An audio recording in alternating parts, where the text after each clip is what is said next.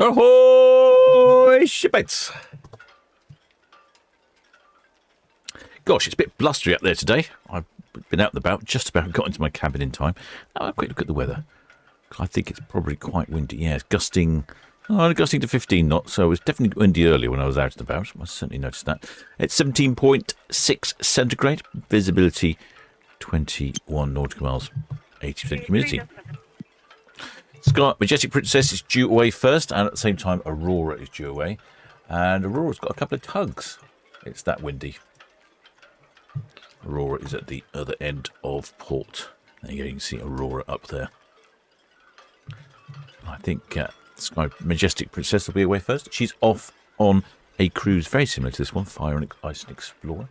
She's off on a round trip to Iceland, Norway. So she's calling in a 14-day round trip. VTS, ready, go to roll pay, please. Calling in at Haugesund in Norway, Skjolden in Norway, Olden in Norway, Ålesund in Norway, then across to Reykjavik in Iceland, Ísafjörður in Iceland, and then Akureyri in Iceland, then back to the port of Southampton. Then we have Majestic Princess and P&O's Aurora, both departing at 4 o'clock today.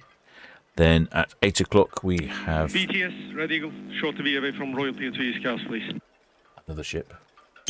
Mine Chief 2. Yes, thank you. Received your fleet. Majestic Princess, departing shortly from 46 knots and inbound Sea Shark, approaching west from Point, west from home. That's all copy, man, thank you. Southern VTS, Woodstar. Just checking cameras.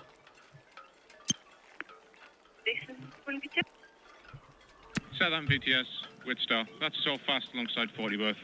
We'll be here for only about 30 minutes before proceeding outbound to Poole. To get the message across that Woodstar, thank you, that's a port platform, and look like they want to put us in. I don't know what they're trying to do, but just get them to dangle it out of the centre lead. We can get in there close enough with a boat hook to pick it up. All they got to do is just drop it at the waterline. Lines are coming down on Majestic Princess.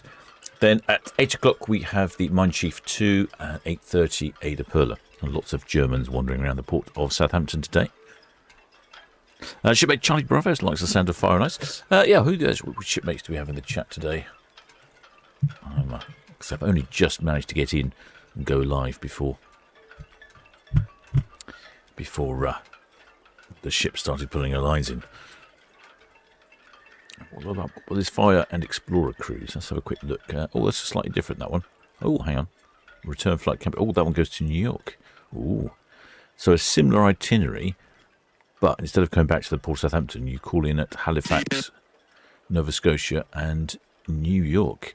Return flights can be added for approximately $275 to $300. It's not so bad. That's in September. I can't go in September. That's boat show week or boat show month. Look at all these minis down there in the dock. Hopefully they're being exported.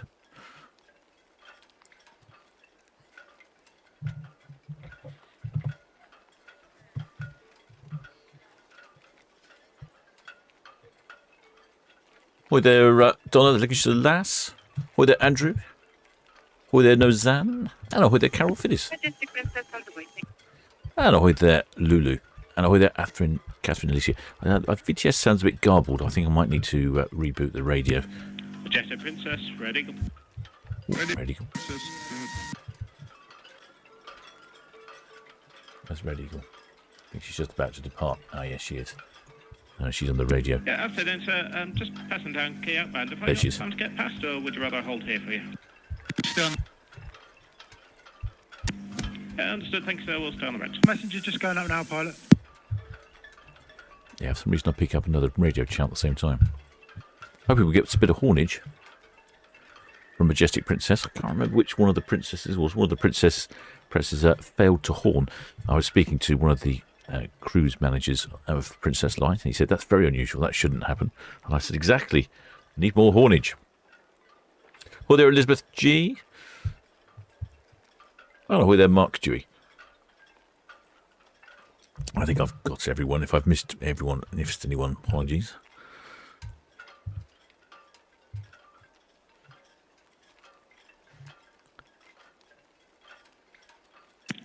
VTS, returning all fast 23 berth. Ah, excellent. To Spanner. Yeah, VTS will receive, thank you. Keris has been listening to the radio, and she says apparently it's the BTS side that's actually quiet. Aurora, the Eleanor, all fast forward. A few vessels have been complaining. Okay, good. I did wonder, it did sound a bit garbled, but then everyone else sounded nice and clear. Sometimes the radio goes up the fritz and needs to be rebooted, but that normally affects everyone. And that's really good. Aurora, Okay. Eleanor, all fast forward, stretching out. So Majestic Princess is now on the move. Come on, Majestic Princess, blow your horn. Come on. What's the matter with you? Got these fantastic loud musical horns and you're not blowing them. A couple of shipmates up on deck. I don't know if we'll have any flags today.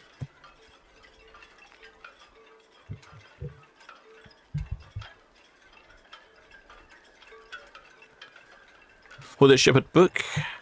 I think the minis are for Italian Job sequel. Well, I think it has been a sequel to the Italian Job. I think it had Mark Wahlberg in it. It was suboptimal. Actually, I think there might have been a sequel to the sequel as well. Oh, hang on. I need some way of controlling the camera. I've completely forgotten about that. Oh, dear. What am I looking for? Cruise cam. The anti-pigeon technology Phoenix, afternoon. appears to be failing over on cruise cam as well. Afternoon. Yeah, good afternoon. Just underway for the arrival of the Sea Shark. See the Ada Perla there, the stern of the Ada Perla. I don't think we normally see the Ada Perla in that sort of direction. You can see it on Netlycam, the lips smiling over the edge of dock head there. Earlier on, when I was in port driving around, I noticed there was a long string of people walking down towards the port area, and the person at the very front was holding up a big red pair of lips on the end of a stick. Obviously, that was from the Ada Cruises, one of their walking tours, what looked like, of Southampton.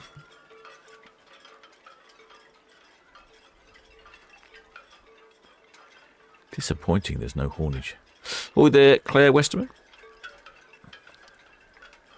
Shipmate AVFC says, is that Princess Cruise? Yes, that is the Majestic Princess. It even says it down there towards the bow. That's how I normally know. Shepherd Book agrees about Wahlberg's performance. VTS, yeah, apologies. Passenger figures 1820, and crew 816. Total 2636. And so we're just singling up. We're ready to depart. Do we have permission to depart? Aurora Snap to BTS. Yes, you have permission to depart 106 berth. At this time, 1608. All received. Thanks so much. Well, I don't know if I've missed I've only just got in, so I don't know if I've missed the figures for the Majestic Princess. Or if I've... but I did catch them for Aurora, which is good.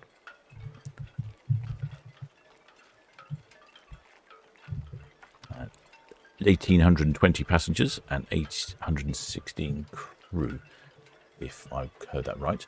So it looks like for Aurora, she's pretty much maximum double occupancy. And VTS, right on spray. Good afternoon. Shop mine, please. she's pretty much maximum double occupancy, and there's about 50 short on the crew. Oh, excellent. Thank you. Excellent. Spanner Carousel. Yeah, no figures yet for Majestic. Okay. No figures, no horns either. What's the world coming to?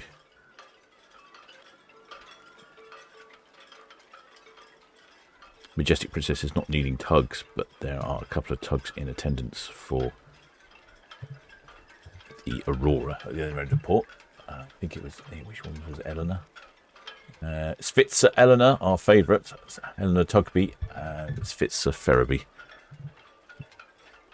Well, the shipmate Big Gaz. Oh, it says my son and girlfriend are on Aurora. I've given him a county flag to wave.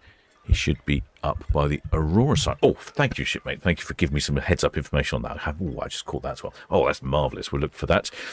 Just in case he's holding up for too long, doesn't want to be too long. The best bet will be just as they pass the Red Funnel ferry terminal. That's when I'll get the best view. The lighting will be best, and they're closest to the camera. So if, much as I'd like to see him fly all the way down the Southampton water, that is the best opportunity for seeing the flag. Oh, county flag as well. And you haven't even told me what it is. Oh, I do like a surprise.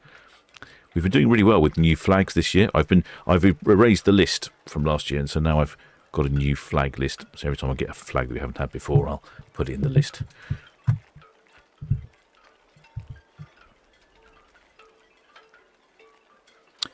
Shipmate Donald says, oh, yes, there'll definitely be noise and music this week at the ferry terminal with the Isle of Wight Festival. Oh, gosh, yes, you're right. I don't know what they have this year. Some years they've had a DJ from the local radio station pop up, and he's been playing music, and there's been a right old party down there. So I don't know what it'll be this year. I don't know when that starts. I think it might be the Thursday. I think Thursday's the big day for people to go across, because I think the festival starts Friday. Or you go across Thursday and the first gig's in the Thursday evening. I don't know. Someone can correct me if I'm wrong. I'm sure I am. Oh, there you go, Majestic Princess. Some lovely cabins there on the stern.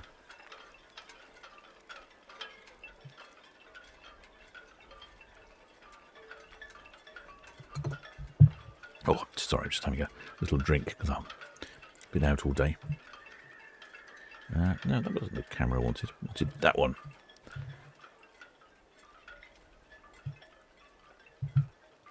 VTS, Roger 7, shortly away from Town Quay. Cars, please.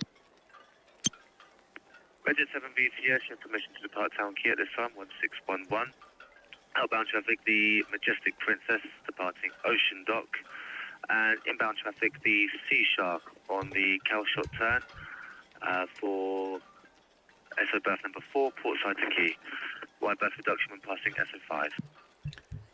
So copy, thanks very much.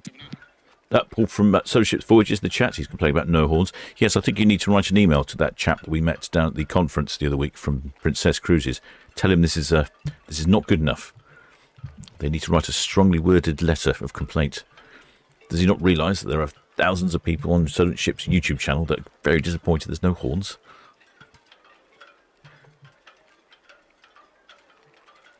Well, there's shipmate. Oh, Daniel's live. Going to be in Southampton tomorrow, midday. Can't wait. When do you get on Spitzer Bargate then, shipmate? Hang on. Correction. Horns incoming. Sounds good today as well. The wind must be in the right direction. Let me just configure audio. Mute the radio. There we go.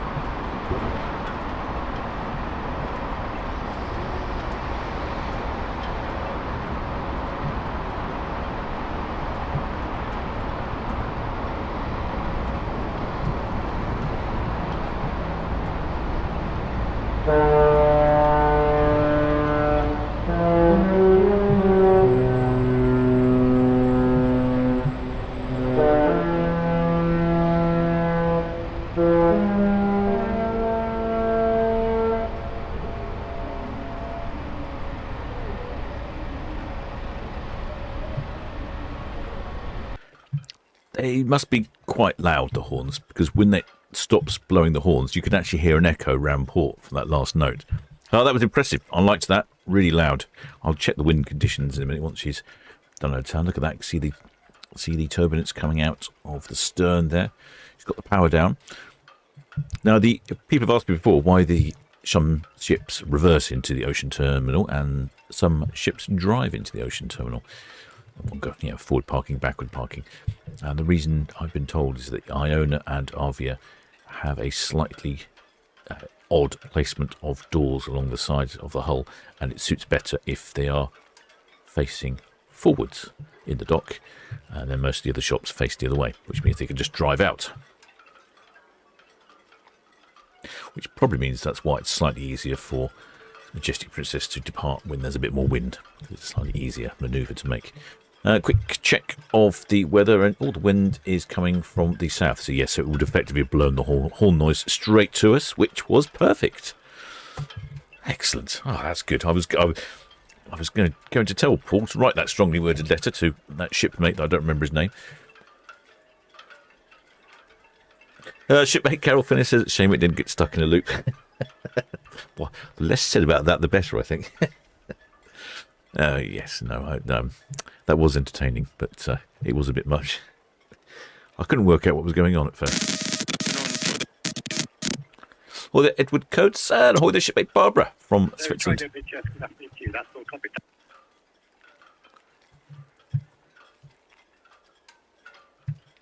Right, let's have a quick look. Oh, yep, Aurora is on the move. So we've had numbers for Aurora.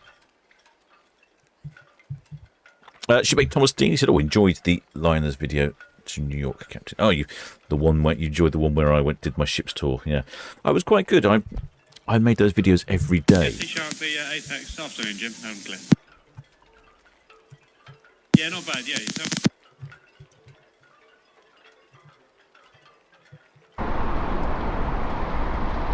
More incoming haulage shipmates. We are being treated.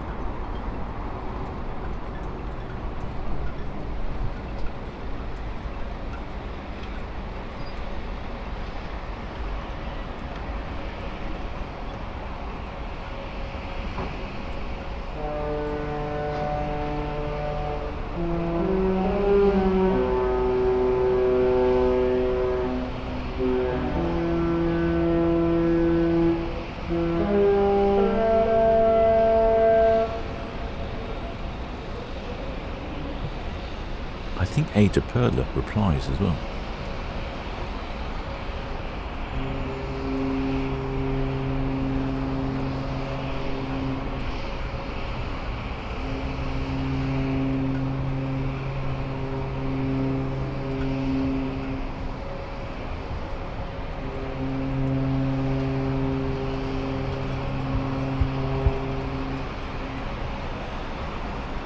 Yeah, I think that was the Ada Perla replying. I was wondering if it might be the Aurora, but I think that was the Ada Perla replying there. Oh, excellent. So we have two rounds of horns from Majestic. Any Princess ship should be the bare minimum of haulage.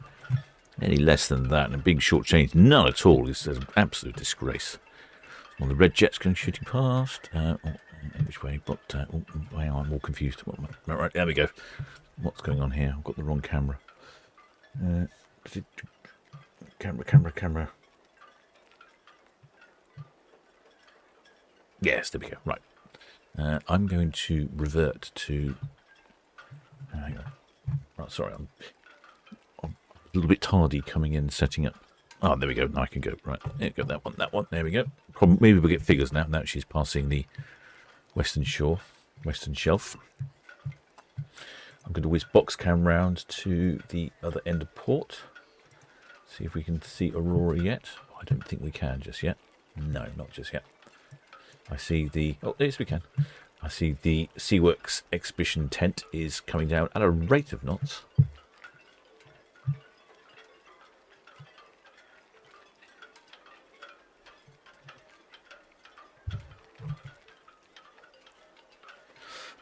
Paul from Love Cruise says we definitely need a bloopers tag on the Discord. Yes, I shall see what we can do about that. My White Festival takes place 18th to 21st, so that's this week, isn't it? 18th. So what day is that? 18th is Thursday. Yes, that's what I thought. So, yeah, so Thursday I think will be the big day where the ferry terminal will be very hectic.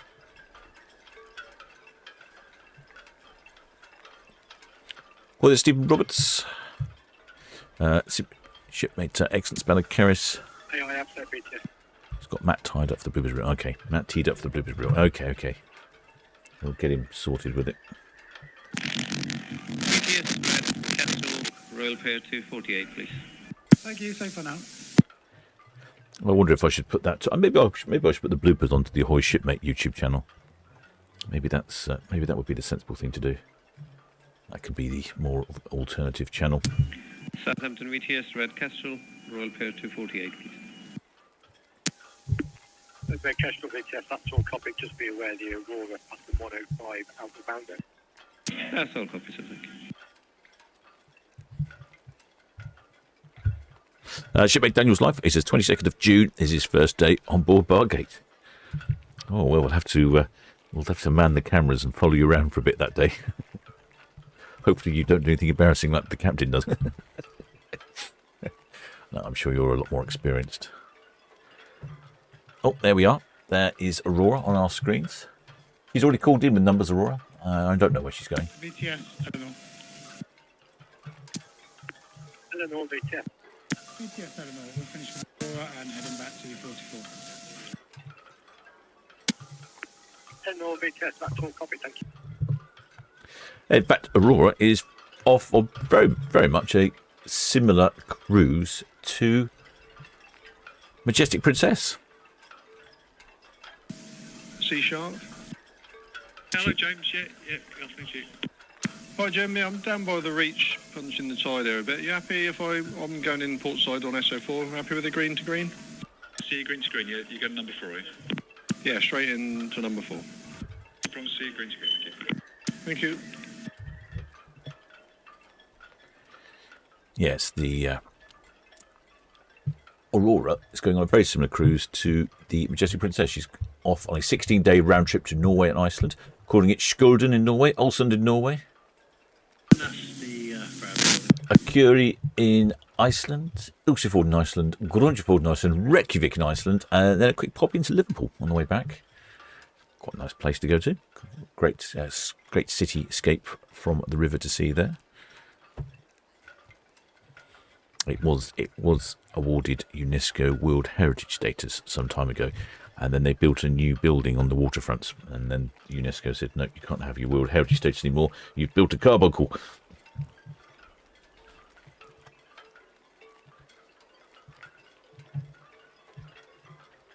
Now, I know Aurora is one of the older, I think she's the oldest ship in P&O's fleet. One of the smaller ones as well, but very popular amongst the shipmates. They really enjoy Aurora. I always had raving reviews from people who've been on board. I think it's adult only as well. Aurora built in 2000. She's 26 years old. And one of the features I've noticed about Aurora is her top speed, 24 knots, which is a little faster than some of the other cruise ships. Most cruise ships are around 22, sometimes 23, sometimes 21. 24 is a little bit speedier than some of the other ships. Not as fast as Queen Mary 2, of course. She's got a top speed of 30 knots. So Aurora, top speed of 24 knots, 44 kilometres an hour for all you continental types, or 28 miles an hour in the King's units. And she's departing with 1,800, what was it, 1,800, I did write it down somewhere. 1,820 passengers on board, very nearly maximum double occupancy. I suspect there's quite a few single solo travellers. 816 crew on board, so it's about 44 short of maximum crewage.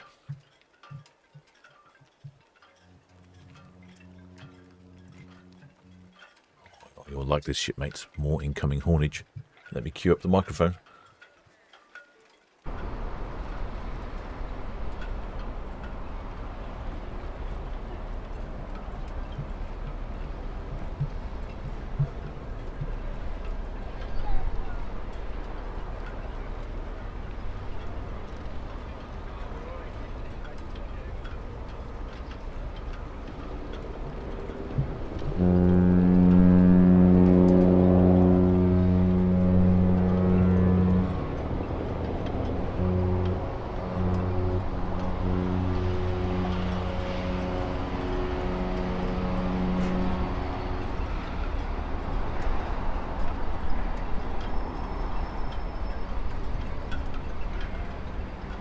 Excellent. Some good honkage there from Aurora. All copy, thank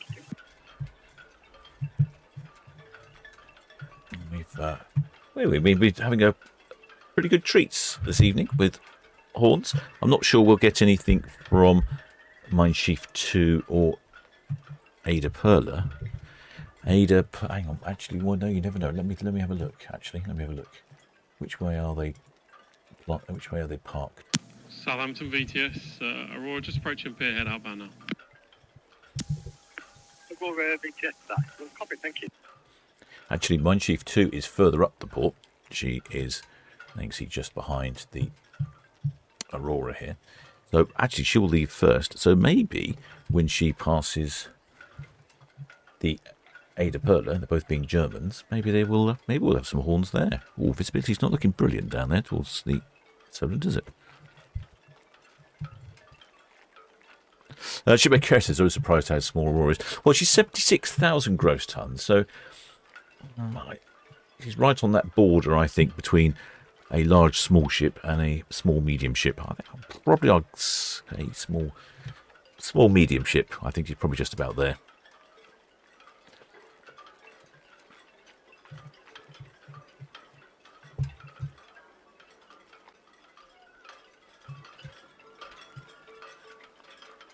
Well, this shipmate Donald Shalas, yes, you did hear horns. Right, somebody up on top deck, I think, has got a flag for us. Getting closer. The Phoenix will pass up for us, and yeah, so we won't be able to push till we're pretty much stopped off the boat. Now, I think it was shipmate Gaz, I think it was. So I could definitely see a bit of a flag. It's tricky to decipher that one. Oh, hang on. Can I see a bit of colour? Oh, is that it's Somerset or Kent? Is that the Kent flag? We had a Kent flag the other day. Let's see if we can get a better view.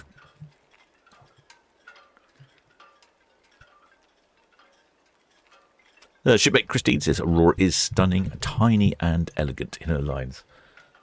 And very popular, so very popular with many of the shipmates. Yeah, I can't quite see enough of that flag, shipmate. You're going to need to get your good lady friend to hold the one end of it and you hold the other end of it. I'm struggling to make out quite what it is. All I saw was a bit of red. It just reminded me a bit of Kent. Maybe he's waiting, because I did say best to fly as you pass the Red Funnel ferry terminal.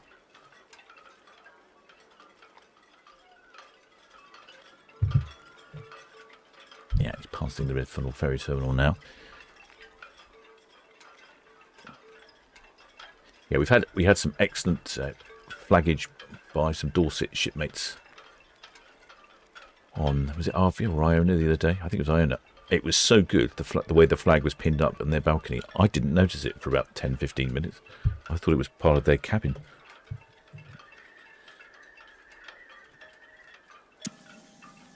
BTS Red Jet 6 Northwest Indian. Permission to continue at speed with caution for the outbound Aurora. Yeah, I'm struggling to see that flag. Red Jet 6 BTS. Oh, here we go. Thank you. Oh, he's holding it up now. He's doing what I said, holding it as we passed. Perfect timing, shipmate. I've got you in. I was going to say I've got you in the crosshairs, but that's not quite what I meant. Excellent. We can see that. I think that's Kent. Oh, we've had a lot of Kent flags. The second Kent flag in as many days. Well done, shipmate. Many thanks for that. Hope your father is enjoying watching you. Looks like they're watching a device. BTS, Red Falcon. Red Falcon BTS, that's all copy. Thank you. Majestic Princess just past the main lake, outbound, clear channel. The Aurora just past the head outbound. That's copy, thank you. Excellent job there, shipmate. Well done. I like that. We've had plenty of horns today. Had a flag. Perfect sail away weather. Excellent Spanner Carrier says Kent. Yeah, I think it's Kent.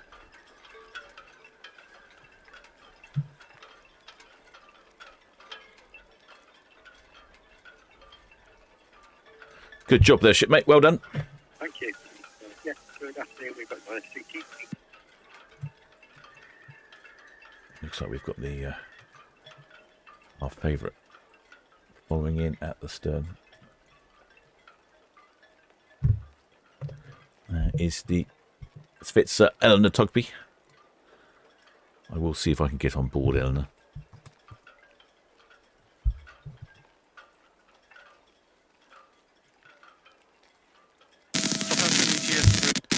I think it was just the fact that it's been a little bit windy today means that the Aurora had a bit of tug assistance.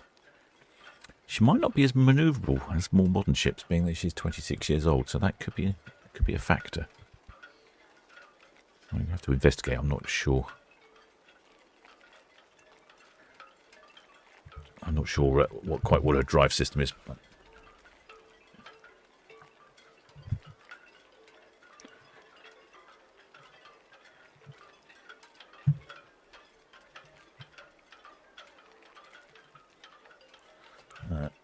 What's going on here? Come on. Right, there you go. Sorry, the camera's...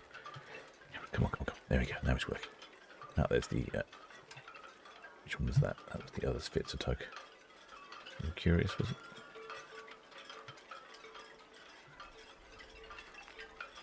Oh, Ferriby. Camera's being a bit slow today. I tell it to move and it's taking it a few seconds to respond. A bit like me first thing in the morning. Shipmate Big Gas says, thank you, Captain. Yes, it was Kent. Excellent. Thanks, shipmate. Good for that. You must have passed on my instructions because he held it there and perfectly, just as we got into the sweet spot for viewing, he was holding it, as you probably saw, holding it well. We had a good view. And he got some horns as well. Oh, that's not right.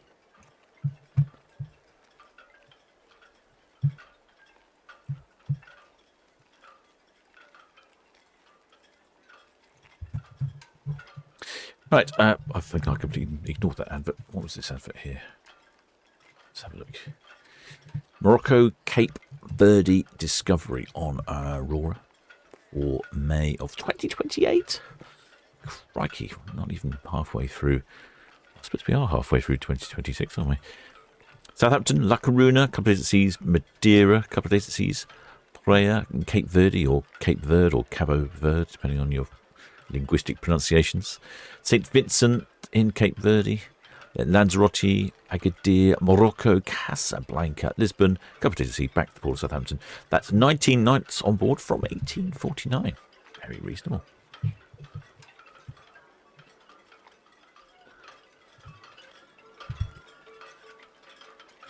Shipmate Stephen Roberts has enjoyed the behind-the-scenes tour of the Red Funnel Ferry. Great job. Oh, glad you like this, shipmate. To be honest, I have to really thank Dave for that. He was an absolute fountain of knowledge that just didn't stop.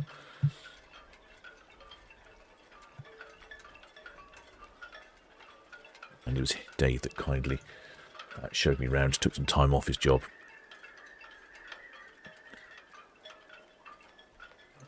Good old Eleanor Tugby. I must say the Spitzer tugs always look very clean and tidy, don't they? I think they maintain them really well.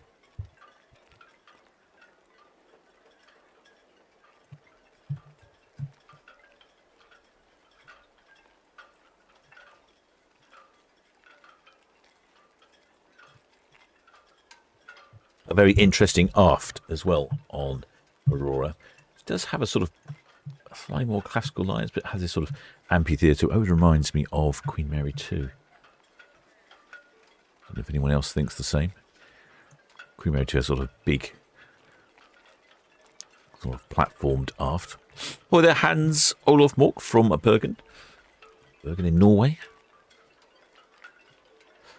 Shipmate Sarah Han says, I'll have an Irish flag. An Irish county flag? Oh, come on. Irish county flag? How on earth? Well, okay, right. Yeah, go on then. Yeah, yep. Good. I should look forward to seeing that. No chance of identifying an Irish county flag. Irish county flag. I'm not going to revise it. I should just have to manually look it up. I mean, I don't even know the Irish counties. I mean, County Wexford. I mean, that's probably about the only county I know.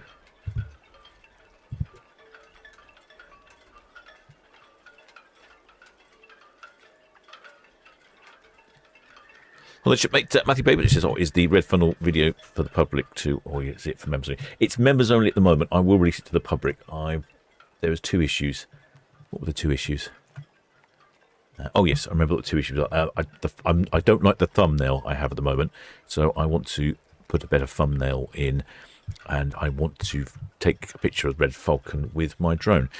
And the weather conditions haven't been right, nor I've not been in port at the right times. So as soon as I find a weather window where I can take a decent thumbnail, I will do that so that it looks better. I'm just not happy with the current thumbnails. Then the second item was I don't like to release films on days I'm live streaming, so I'd like to do that on a day that I'm not live streaming. So it's actually quite busy live streaming at the moment, so I'll try and fit it in. So I can't tell you when it'll come out. I would say probably a week. I would think within the week. I've just mainly got to get a good drone shot of a red falcon. Not the easiest to do either.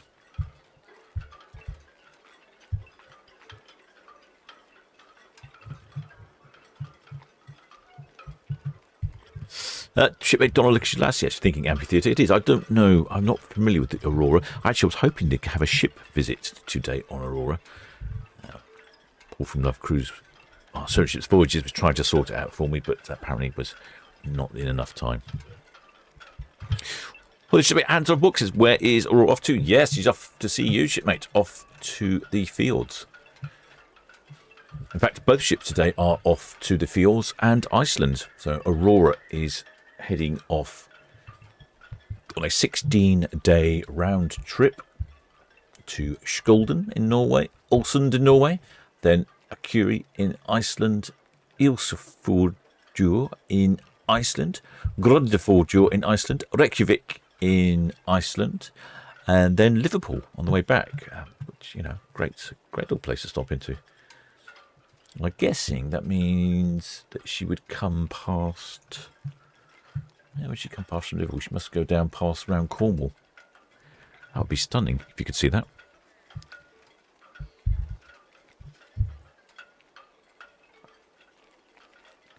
Shipmate Matthew Bateman said, oh, yes, you got you. Just said members. Yes, just wanted, yes. If you're a member of the channel, you get early access to the films and content. There is some content which is members only content. I should make more. Apologies to all the members if I don't make enough content for you. I'm struggling with keeping up with doing what I'm doing, but so I normally give members the treat of watching the new content and new films first. Shipmate Stephen Roberts says the captain struggles with English county flags. He has no hope of getting the Irish county. You're very right, shipmate. You have no hope at all. Looks like I think I can only name County Wexford. Shipmate Donald Lincolnshire says, oh, she knows plenty of Southern Ireland counties, but not the flags. I don't even know the counties. That's completely... Well, I suppose I probably do know them if I think about it, but I don't know what's a county and what's a town. I don't even know how big the counties are. Well, I should enjoy the challenge, shipmate. I'm looking forward to that. We certainly had someone bring in a Scottish county flag, and I didn't realise that Scotland wasn't on my flag list. So that was an interesting surprise. Shipmate Sarah Hans says, hint, it's the biggest county in Ireland. That's not much of a hint. I shall just look forward to seeing it. Oh, that's noisy.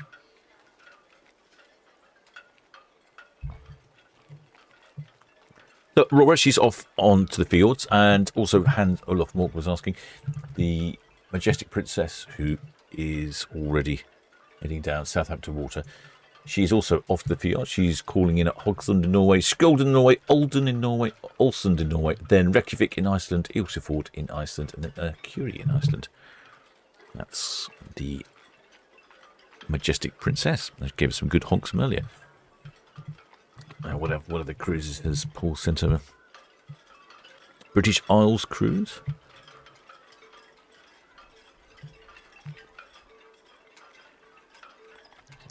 Shipmate Donald Linklash is hoping to get down to Mayflower Park on the 26th for a five ship. It's a 5-ship Friday on. Oh, hang on. I might have to check my calendar. This could be an issue. I didn't realise it was a 5-ship Friday. I did print off a list somewhere of all the 5-ship days, and I lost it somewhere. Which day did you say was a 5-ship 26th, Friday the 26th. Oh, that's okay. Well, maybe not. I think I might be on the farm, but that's okay. I can live stream from the farm. Give you a bit of farm cam.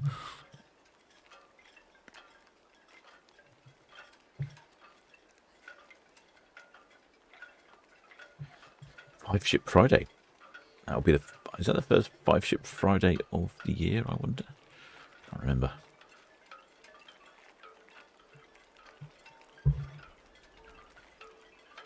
Oh, I think I need to do something now. That's why. Right, I arrived in my cabin late, I mean, and I realise I haven't done something, which is why the picture's a bit grumbly. There's very limited network connectivity at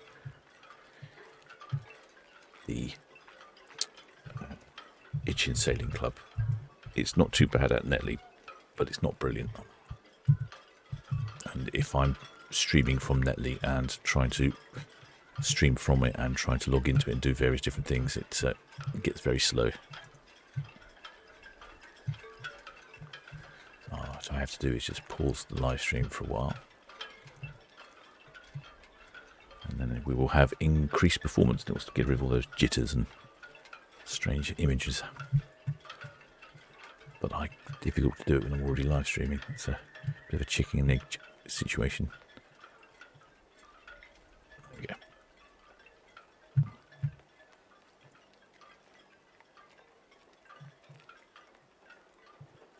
Right, that should improve the image on there. Shipmate Kerry says, yes, first Ship Friday. I keep wondering why I have Super Friday in my calendar. I think we were going to go with Fantastic Friday, weren't we, actually? Rather, Super Saturday, Fantastic Friday. I suppose what would it be if it was Monday? Manic Monday?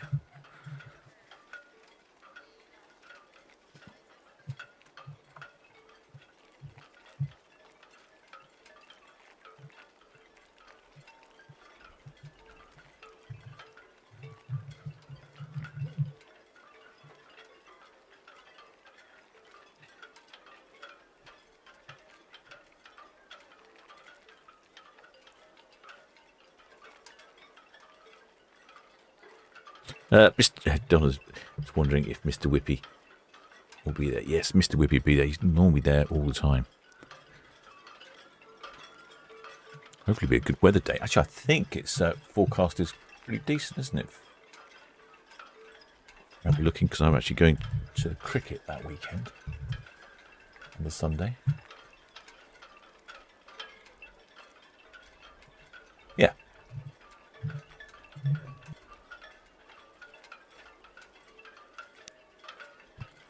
Yes, it's looking like a very good weather day, Friday. Salamanca BTS, yeah, see you through the port there, sir, and we'll speak to you later on. Okay, thank you. Well, the shipmate Thomas Dean, he says, when is your next trip on a liner, Captain? Well, you may well ask. That's my next trip. It's going to be our group cruise. And that's in December. And then after that, my next cruise will be in June of 2027. So I'm trying to decide. I was hoping to do the Four Queens, but it's sold out. You know, I'm hoping to get something else in, but I don't know yet. I haven't given it much thought. Maybe something early. You know, early.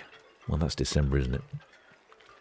I quite like the off-season types of cruise, so maybe something in November, or BTS, the Majestic Princess, hook out with this mention. Majestic Princess BTS, that's all copy, thank you. Yeah, Chris, I guess it stops out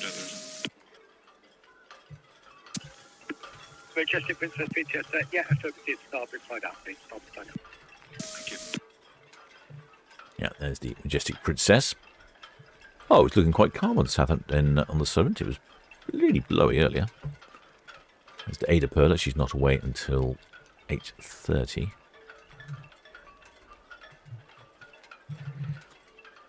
Yeah, so yes, my next cruise definitely is Can't miss that one. I'd be in all sorts of trouble if I've missed a group cruise. Definitely on the group cruise. But the question is, do I do another one? So I could do one in November. Do you know what I'd be tempted to do is a repositioning cruise in October. I really like the repositioning cruises. So that would be a possibility. Or I do something in sort of February time in the Mediterranean. Although I tend to go skiing after Christmas, so I'd have to try and coordinate the skiing with that. And what else was I thinking? Or I do a repositioning cruise the other way, back to the Port of Southampton. That would be sort of April time. No, I don't know. I'd have to think about that. So I might fit one in. Some of the repositioning cruises are absolutely fantastic value for money, I think. We were looking at one for, I think it was for this year. I don't remember. I think it might have been on was it on Princess? What was it on? It was a repositioning cruise to, I think it might be on P&O. BTS Red Jet 6. It was something like 15, 16 nights over to the Caribbean. And with the return flight, and I think an inside cabin was £700 or £800 each. Which I thought was excellent.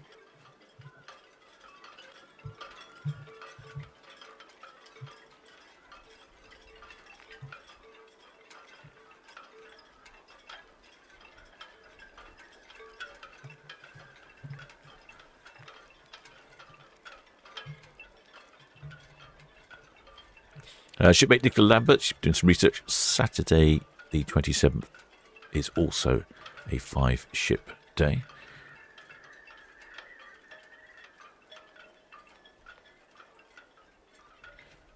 Yeah, it's starting to get busy in port. 5 ships on both the 26th and the 27th of June, says Laura Bacon. Oh, wow, that's going to be oh no, that'll be traffic nightmare in port that day, that weekend then, assuming that's Saturday and Sunday. Quarter again, please.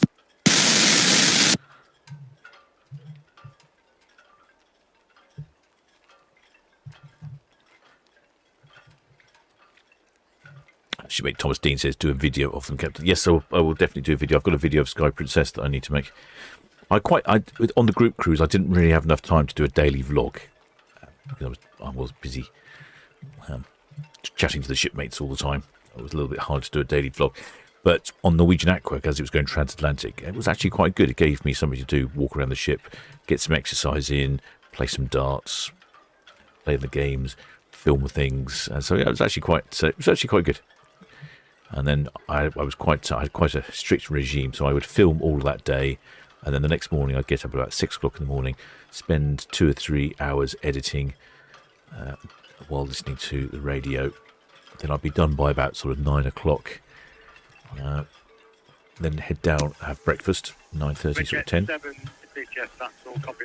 Then upload it with, it had Starlink on Norwegian Aqua, so the upload speed was excellent. And then in the evening, I think I set it live. I think members had a chance to see it live first, and then the normal rest of the shipmates saw it the next day. But I enjoyed that. That was a good routine. Now, the trouble with some of these transatlantic one-way repositioning cruises, they get quite long, 15, 16 days. It's a lot of vlogging to do. I'll have to think about whether or not I do a vlog every day. Maybe I should. I don't know. People seem to enjoy it. Shipmate Steve Robb says, unfortunately can't do the Queen Mary 2 group cruise as we are away on Iona. Oh, wow. Off on a long Iona cruise. Fantastic. Well, I hope you have a good cruise, shipmates. There are more group cruises coming. Let's see what else we got for Aurora. Another one for Norway. Still no calling in at Bergen for Zolofmork. Shipmate Orcas Whaling says, hello, what cameras are you using? A variety of cameras. It's the best way I can describe that. I have cameras by Axis, Sunbar and Milesight, various different cameras depending on their location. But they're all essentially CCTV PTZ cameras. Excellent Paul from Love Cruise. I was got me on the waiting list for the Four Queens. I didn't even think you'd get me on the waiting list last time I was talking. But I think that's not for a little while. Is that 2028? Is that or 2027? I'm not sure.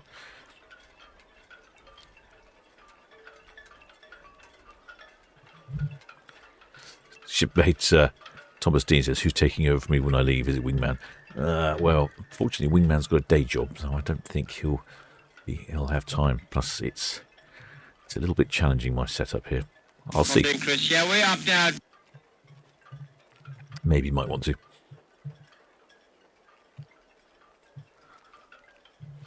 The Pole-to-Pole Odyssey for Majestic Princess. Oh, let's have a look at that, shall we?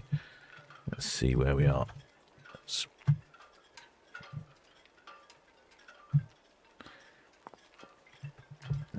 Majestic Princess, there she is. Pole-to-Pole Odyssey.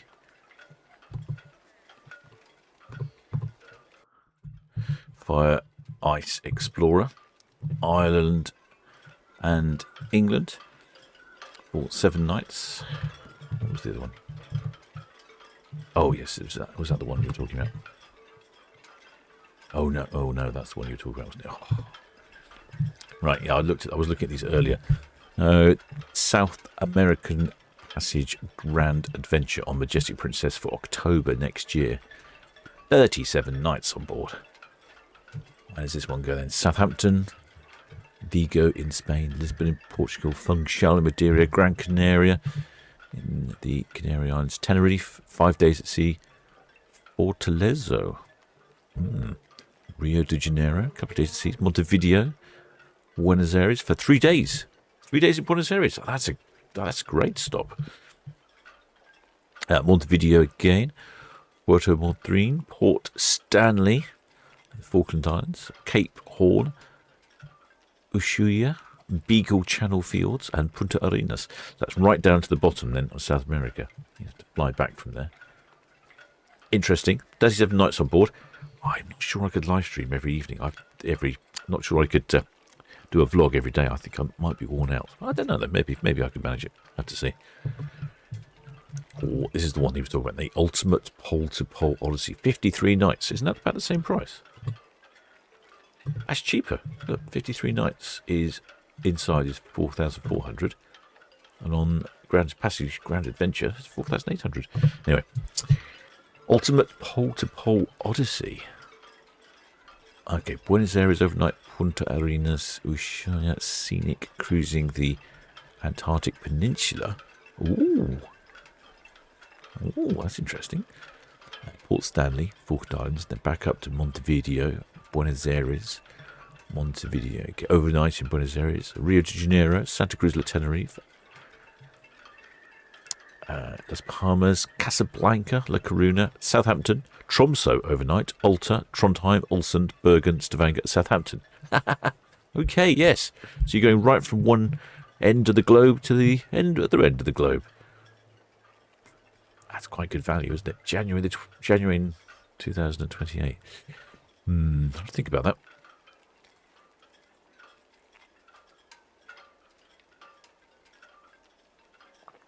Definitely have to think about that. That seems quite good value for, how many is that? 53 nights. Could I do 54 vlogs?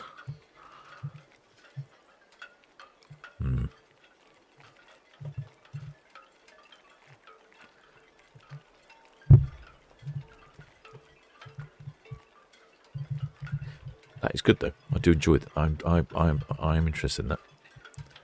Oh, I suppose the only thing is you've got to fly to Buenos Aires. Not that that's much of a hardship. That was his Saturday, 27th of June. Apex, Iona, Virtuosa, Sky Princess, and Ventura. Excellent. Good, a busy day.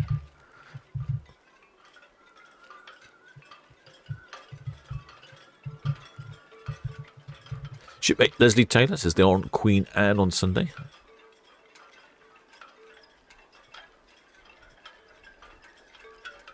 Shipmate Sylvia Hearn. How are we looking for position, roughly?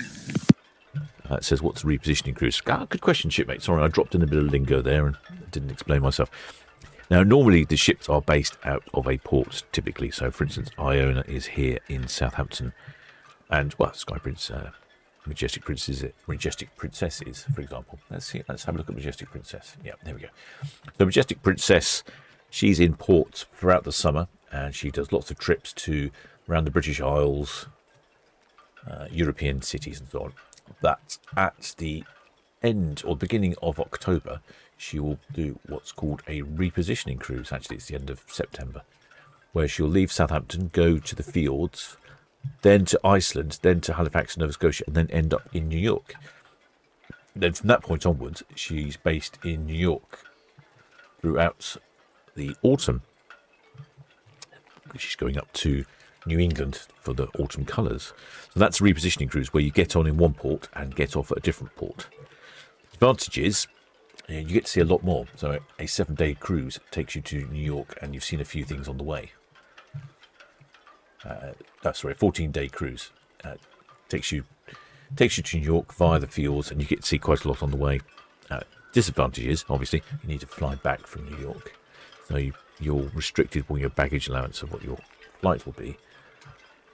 But I really enjoy them. Often they go transatlantic, and then, of course, the ships do the same thing in the winter time. In the springtime. Well, they'll come back to Europe.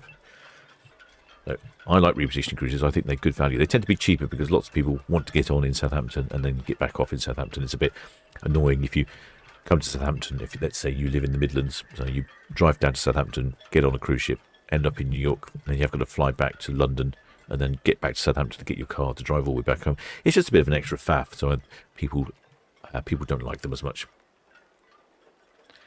Hopefully that explains a repositioning cruise. That's what I did on Norwegian Aqua. That was a repositioning cruise. I personally quite like them because then you get to see a lot more and then you just have to fly back. And sometimes, if you're lucky, you can extend the flights back so you can spend a day or two in your final destination port.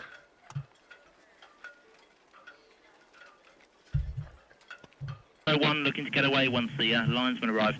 She's got a draft of 6.75 out for Emden with 18.18, plus myself on board. Kieran, you can come back in along. Danube Highway, Southampton BTS, received. There are no traffic movements that should affect your vessel's departure. Call again when your vessel is singled up. Over. Yeah, will do, thank you. But if you have any questions about cruising, just give Paul from... How many, sorry?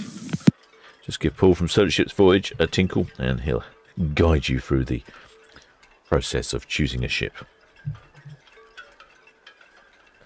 Shipmate Sylvia Hearn says, oh, thank you, that sounds good to me. Oh, good. Yeah, and like I said, they are really good. If I could remember the one, I think there's one, I'm pretty sure it's, I think it might be on P&O Britannia, and it's in October, and I think it's 15 nights. Departs Southampton, goes across transatlantic. I think it might pop into Tenerife on the way, and then goes transatlantic, then visits a couple of islands in the Caribbean. 15 nights on board, and it includes the return flight. And I think it was something like £700 for an inside cabin. I mean, it was for 15 nights. I just thought it was excellent. And what a great time of year to go to the Caribbean.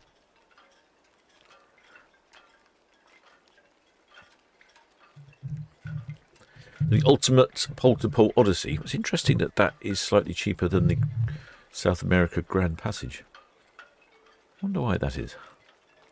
But the non-obstructed balcony is considerably more expensive on the pole-to-pole.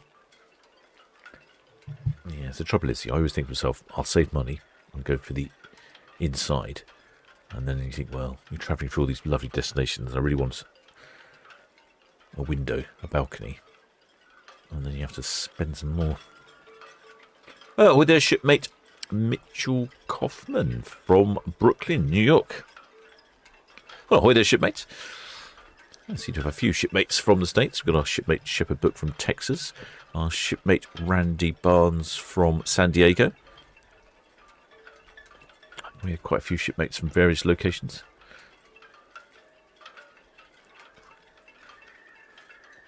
This is the Majestic Princess heading around the Bramble Bank in the Solent here. And the P&O Aurora heading down towards Cowshot Spit. Shipmate Excellent Spelling Carrier says, looks like they're showing football on television. You could be right. They often do. On the Princess ships, they have, I think it's the Princess ships. I might be getting my ships confused now. They had that as that big outdoor theatre, so they show films in the evening. And I think it's called something like a Films Under the Stars.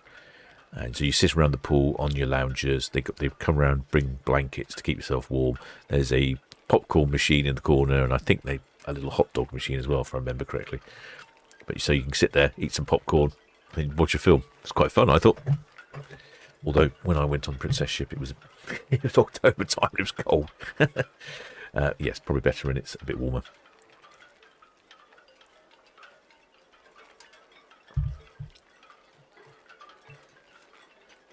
Well, if you do fancy any of these cruises, like I say, just give Paul a tinkle. He knows that I really like some of these more adventurous cruises and keeps sending me taunting adverts.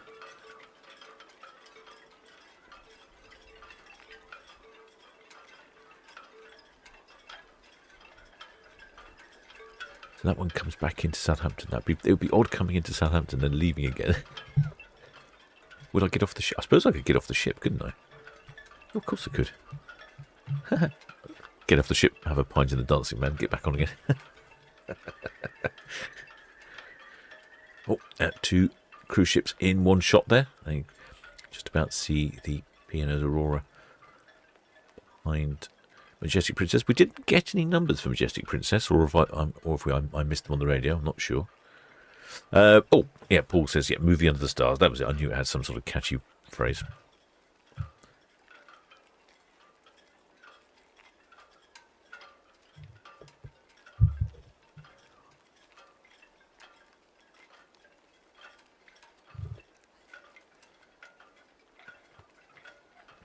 Shipmate Andy Hill says, oh, it does sound quite cool actually sitting around the pool, sipping margaritas, watching a movie. It is. Like I say, they come round, they hand out blankets. The sounds really good, and it's difficult to see from this distance, but the screen is massive and it's more than good enough to watch it for. In fact, last time I think they were showing some Star Wars, something or other. They have all sorts of films on there. I think they have earlier in the evening. I think they may have had something that's more child-friendly. Shipmate Stephen Roberts says, sorry, Captain, meant to say that we will give you a wave as we leave for the second cruise the day you leave. Okay, great. Right, give us a wave, shipmate. Always appreciated. In case you're wondering, shipmates, I am the captain of the Solent Ships YouTube channel, broadcasting to you live and direct from the port of Southampton. And that's like about an hour into the broadcast, so if you had 60 minutes in the Captain's Banner Bingo, you are the winner.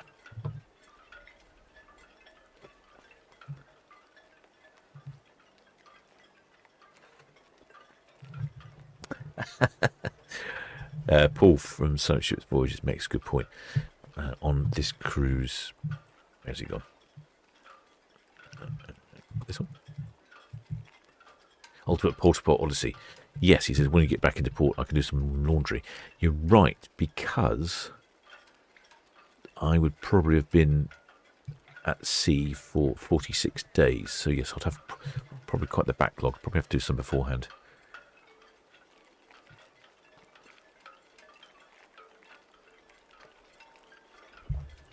Well, there's shipmates Pam Wolf. Oh, well, there's shipmate Steve Robb says, still no banner. I didn't see your message, but I have just done. Yes, I've done the banner. I think it was your previous message that reminded me, actually. Yes, it was, because you said, sorry, Captain. I think I did miss the banner a few broadcasts ago, last week. And I think that's the first time I've ever forgotten my banner. I think twice it's got to the end of the broadcast, I've signed off, and while I'm doing some admin and various different things here, I've remembered that I've forgotten the banner and I've popped it up at the last minute, or come back on to pop it up. But yeah, I did actually have one broadcast where I completely forgot.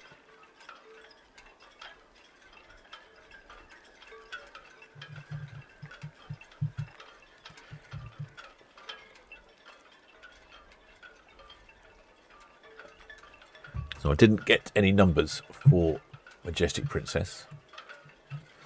Majestic Princess, she's 9 years old, built in 2017.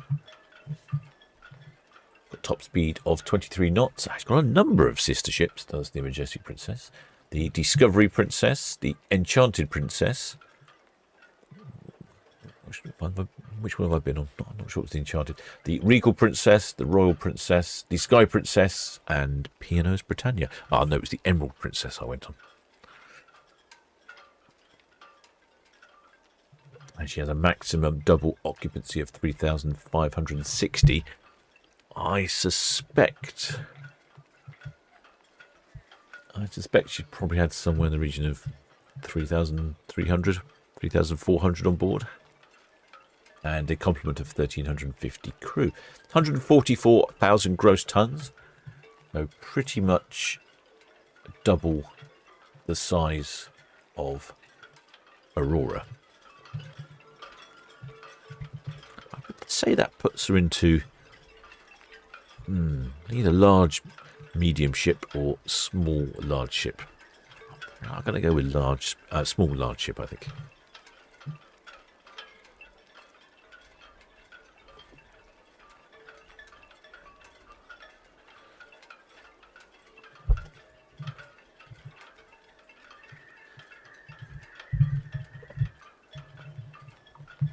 Majestic Princess, predominantly cruising around the British Isles, France and Belfast, and until middle of September, where she heads over to New York, where she'll be based there for the fall, heading up to New England. Then she'll winter in Argentina before returning to the port of Southampton next year in around March time. So maybe that would be a cruise to look at, a 36-day one-way cruise from Buenos Aires to Southampton. Oh, actually, no, you can do a 22-day cruise. There we go, 22-day cruise from Buenos Aires to Southampton. That calls in at Montevideo in Uruguay, Rio de Janeiro in Brazil, and then all the way across to the Canary Islands, Las Palmas de Gran Canaria, Lanzarote, and then Santa Cruz de Tenerife. Quick stop in to Casablanca, and then La Coruna in Spain, and then back to Port Southampton. That's another repositioning cruise. Looks like prices on that one start from about $1,500 for the 22 days. Yeah, I'm going to have to. I think a repositioning cruise is my next cruise. Next cruise that's not a group cruise.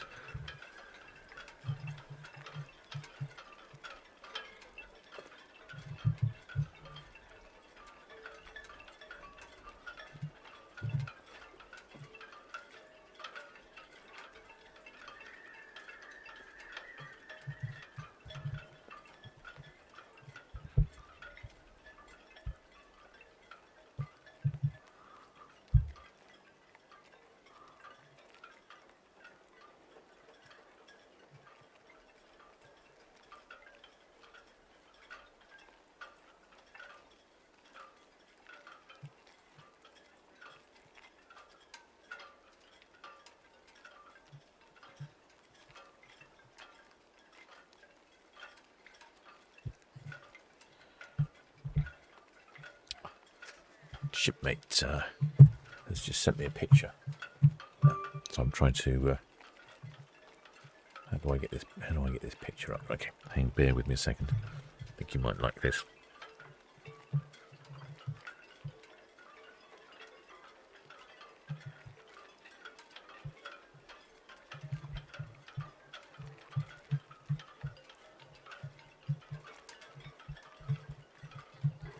Oh, right. You sent me lots of pictures.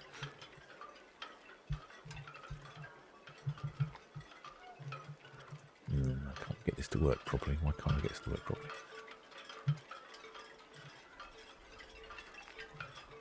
Yeah, okay. I was hoping to do something, but shipmate Claire Westman then sent me some pictures over. I think it looks like one of the tugs. I can't quite see. I'm hoping to try and get up on the screen. It seems to be not working for me.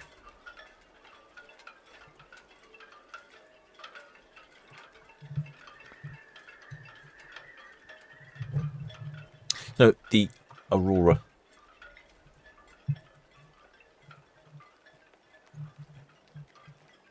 she's off on a 16-day round trip. I think I'll get some horns. Hang on.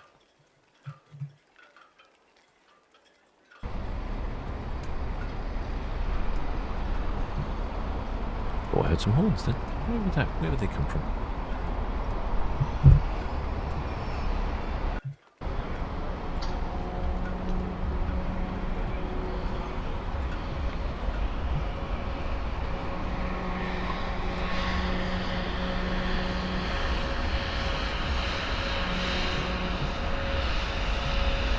I did. There are some horns. I'm not sure where they've come from. Maybe some vessels about to depart. I can't see anything. Looks like it's going to depart. Unless it was Mine Sheaf 2, just having a quick blow off.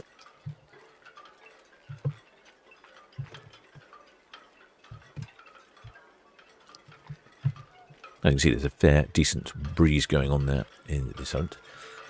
Yeah, so Aurora's off on a 16-day round trip, Norway and Iceland. I think it was like... No.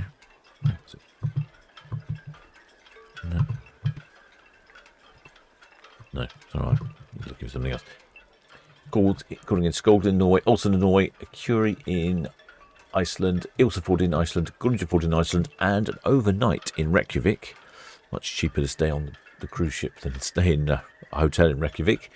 And then Liverpool on the way back, and then hopefully you'll be cruising down. Southampton VTS, Red Osprey, good evening. Shortly ready to park Royal Pier bound for Cowes, please. Red Osprey, Southampton VTS, received permission to depart Town Quay 1711. Traffic information, the Red Falcon approaching Lanes Lake inbound, and the next departure, the Danube Highway, currently underway from 101 berth outbound. Over. Understood, thank you. 101 berth. That's what that was then. It was the... Oh, yeah. Oh, wow, that's an interesting looking vessel. So that's not honking I heard then. It was the Danube Highway, or as a good friend of mine says, Danube. Good bit of lean on Aurora.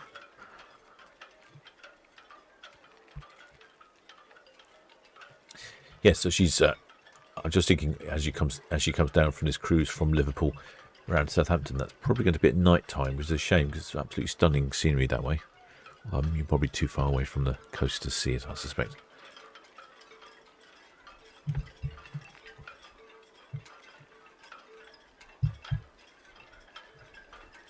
Shipmate Andy Hill is going to be on Aurora for Christmas this year. We at sea on Christmas Day wonder how Santa's going to find us. Yeah, I'm pretty sure that Santa uses AIS these days. He's a little bit more clued up than he used to be in the past.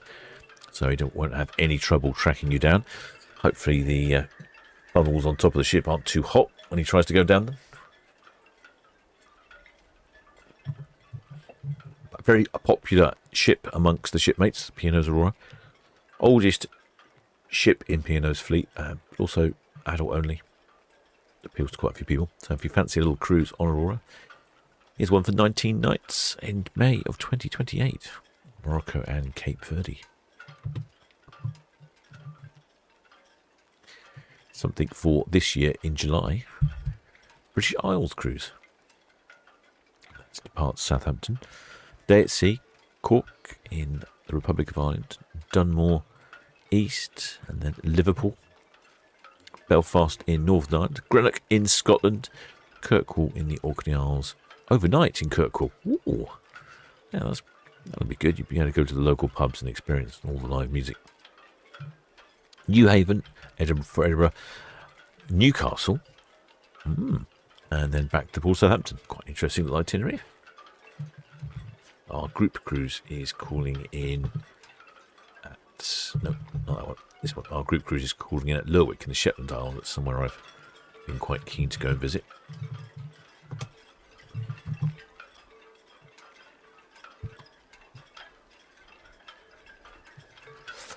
Excellent spell of carriage, says the Aurora. Would be quite nice. Or Solent Ships Group Cruise 4. Yeah, one of the other things I'm thinking about is a cruise on one of the ambassador cruise ships. And for some shipmates that don't live near Southampton, I could do an ambassador cruise from Liverpool or Newcastle or something. Could be a bit different.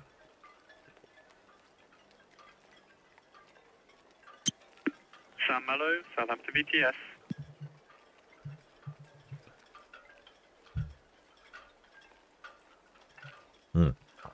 Shipmate Leslie Taylor makes good points. Yes, the Aurora is not adult only during the school holidays. That's right, they've changed it. I think it comes into effect this year, doesn't it?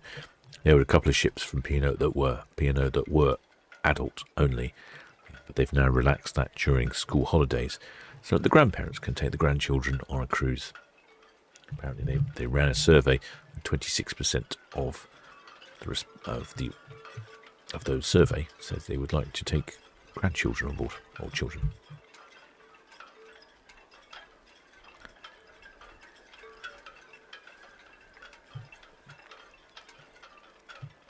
Cruise to Norway on Aurora for October this year. A couple of days at sea. Aldernes, and then cruising by Romansfjord. Oh, that's the advantage of Aurora, being a slightly smaller ship. You can get into these places you don't normally see. So overnight at Bode, Narvik overnight, Tromsø overnight, Stavanger, and Port. Now that's really good. That's 3 overnights. You really get to experience the town with an overnight. I always find a single day is not very much, not really enough time, because you get out by the time you've been to the buffet and topped up on breakfast, and then you get off the ship and get down to town. That's sort of mid-morning, and you grab a bite to eat for lunch, do a bit more exploring, and before you know it, it's getting to 2:30, 3 o'clock. And you think, well, I've got to be back on board the ship before 4:30, and so you start heading back, and it really feels pressured. But with an overnight stay, you can leave the same time in the morning, sort of mid-morning after your breakfast, and then while you're offshore, you just don't need to worry about what time you're getting back. It's a lot more relaxed. I really enjoyed that. Well, the shipmate Laura Bacon says, how many times a year do you do a group cruise? Currently, it's been one a year. So we did one October last year on the Sky Princess. Then this year we've got the group cruise on Queen Mary 2 in December. And then the year after that, we've got a June one from MSC Meraviglia. We're trying to get different cruises, so trying to get different ships that people may not have been on. Quite a few of the shipmates that came on the group cruise on Sky Princess hadn't been on Princess cruises before. Trying to get a few different times of year so that it sort of suits people. Trying to go during the school holidays. Trying to go slightly off peak. So the December one, for instance, is very much off peak. So I thought that would appeal to some people. I quite fancy that time of year. It seems good value. And then this one, Paul spent some time searching around. We had quite a few options, but this one came up for June, and it suited my timetable, and I just thought that seemed pretty good.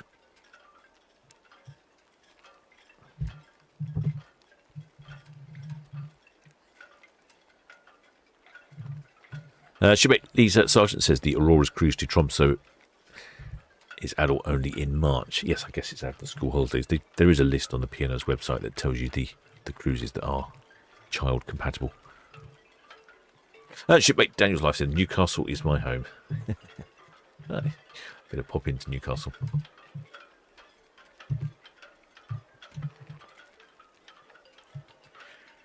Second of May. Fancy a little group of you going together.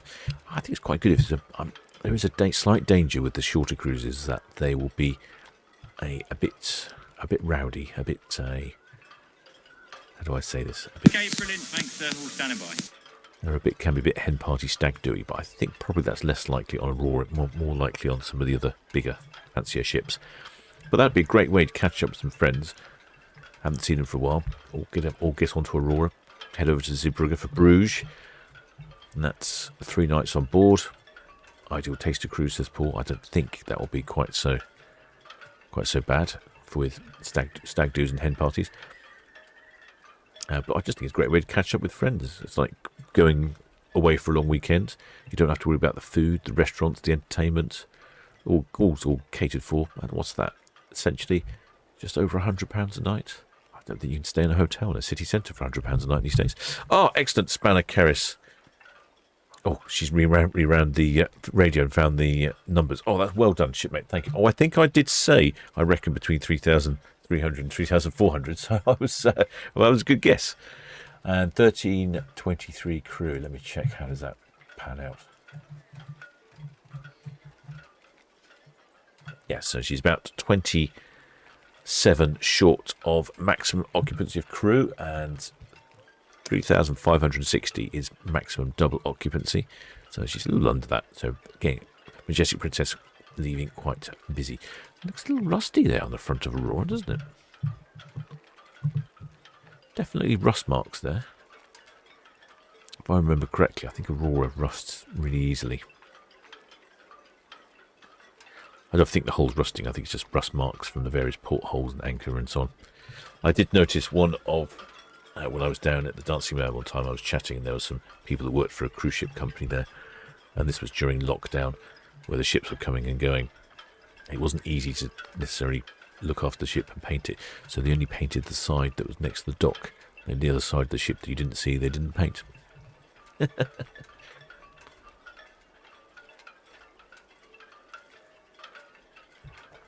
Shipmate Laura Baker, yes, says so. Next year's group cruise is in June. Yes, that's right, June of 2027, and that's on the MSC Meraviglia, heading from Southampton, Lerwick in the Shetland Islands. I'm looking forward to that. I've not been to Lerwick before, so very keen on that. One of our shipmates made a really good suggestion, which I didn't know about, and they said if you want to go explore the island, they just hired a car for the day. So that looks fantastic. Oh, I wonder if I could hire a 9-horse. I'll have to look into that. Then heading off to the fjord. So we're doing Skolden, Nordifjord, Sandes or Stavanger, and then a couple of days he's back to Port Southampton. Also includes premium extra drinks package as well, apparently.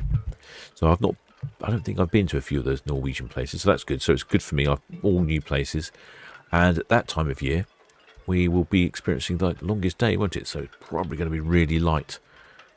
It'll be light until very late, so it means we'll get some great views.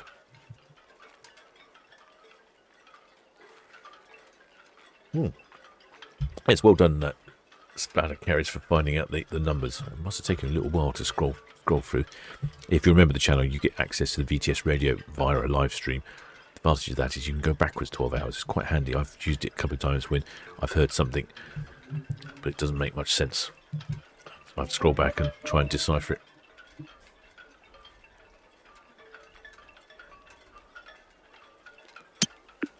Jet 6 Southampton VTS received additional traffic information. The Danube Highway at Gimp Elbow outbound, and a slow speed and wide berth passing SO berth 5. Over.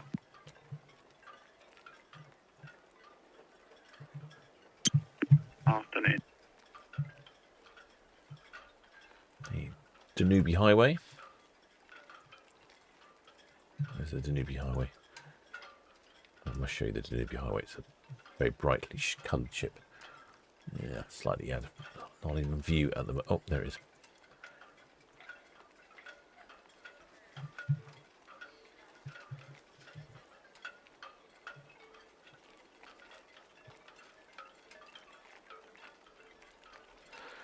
Excess Banner Karen says, "Oh, we don't know how we missed them. They were clear as day." Oh, I don't know either.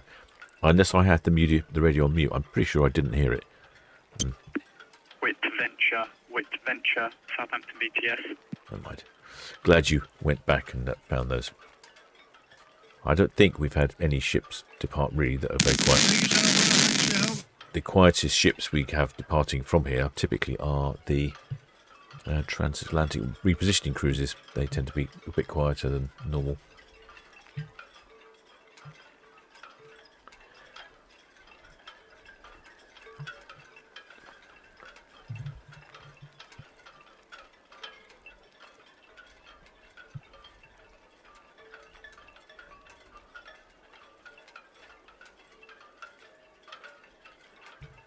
Shipmate Rudy Suffolk says they were on Balmoral years ago when they changed from white to Red Olsen blue. Port side was painted alongside in Tenerife, starboard side in Lisbon. Looked like the entire crew had been given paint rollers.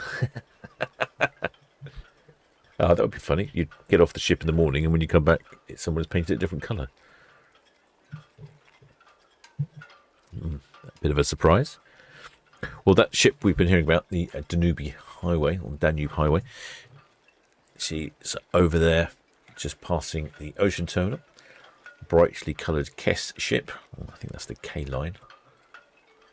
That's a Japanese company, if I remember correctly. I could be wrong. Right, shipmates. I shall return for the next 2 departures. And that will be the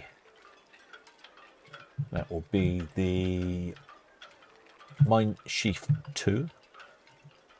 She's departing at 8 o'clock, and Ada Perla at 8:30. Which, if they're 2 German ships passing each other, we might get some honkage this evening. Or if not, we might get some colours from Ada Perla. She's covered in LEDs. Floating disco. That gives you an idea of the size of the red funnel compared to the Ro-Ro ship. Not too dissimilar, are they?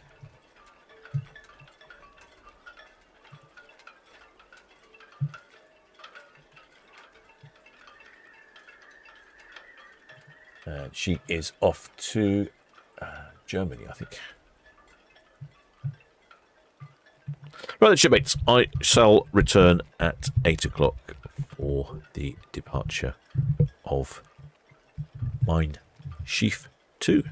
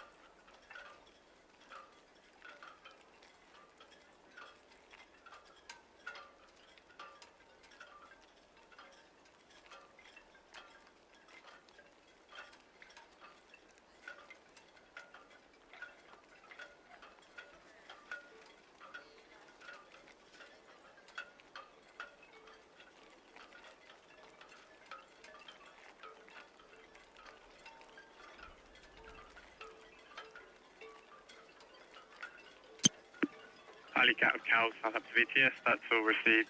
Question, what's your maximum draft? Over.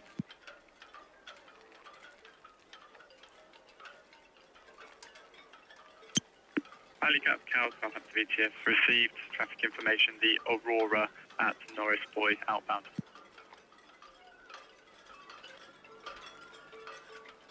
VTS, Danube Highway, Western Shelf out. Danube Highway, Southampton VTS, received. Only local ferry traffic at this time, over. Thank you. Southampton VTS, Southampton VTS, Hamburg Lifeboat, Hamburg Lifeboat. Hamburg Lifeboat, Southampton VTS. Southampton VTS, right. Many thanks for all your help, and we're...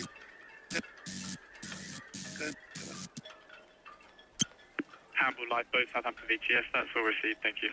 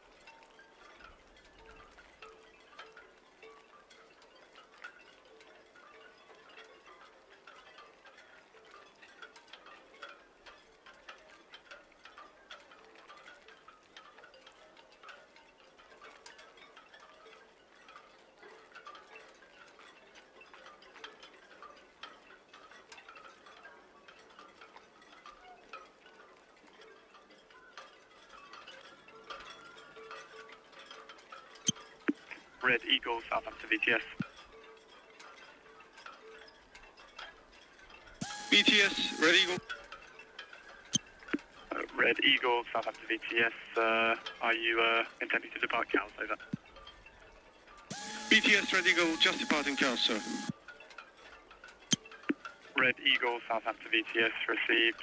Traffic information, the Red Osprey at Cadland Buoy, outbound, and the Danube Highway approaching northwest Netley, outbound, over. That's all copied, sir, thank you.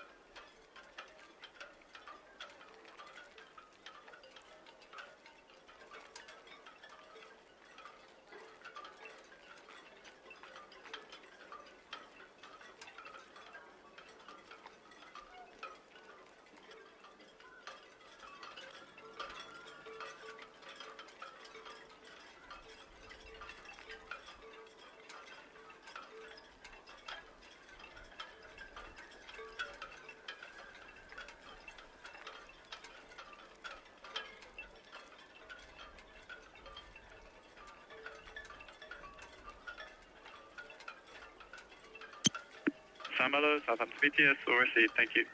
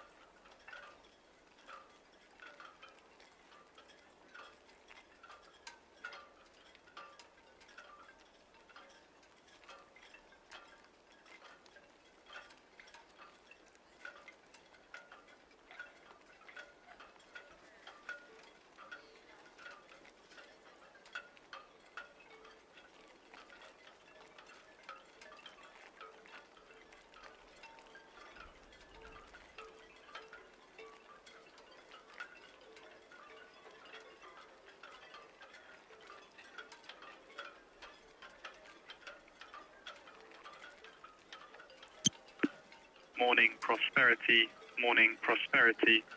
Southampton VTS.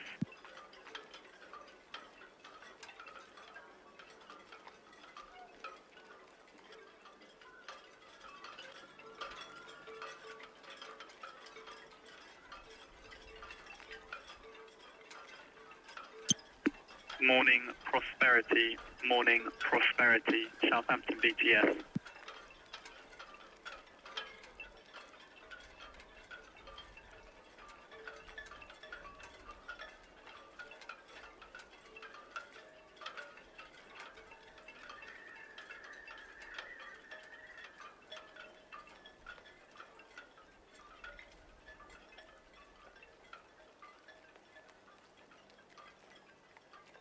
Morning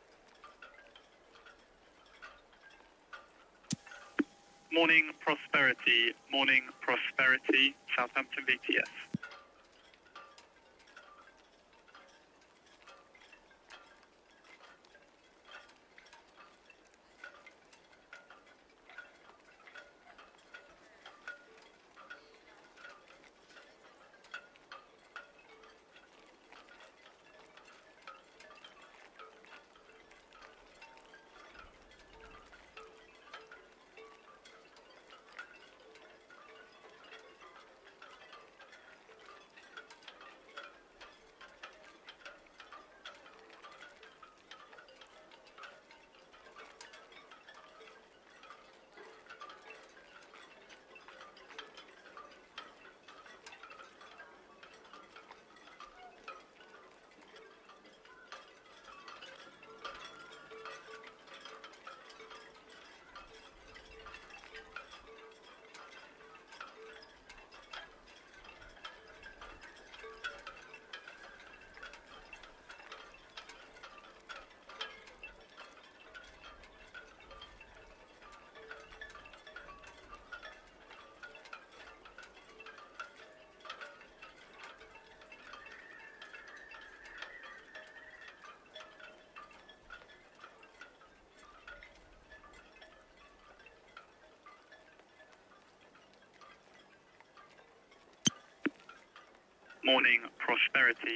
Morning Prosperity, Southampton VTS.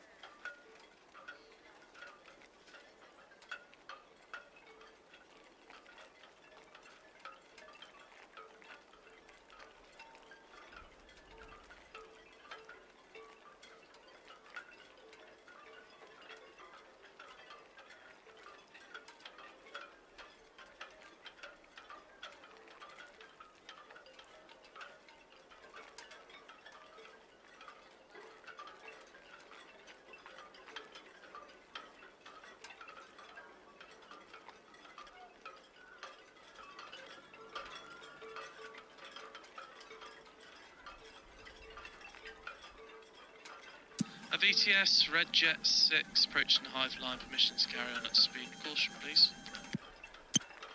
Red Jet 6, Southampton VTS, answer yes, over. All received, thank you.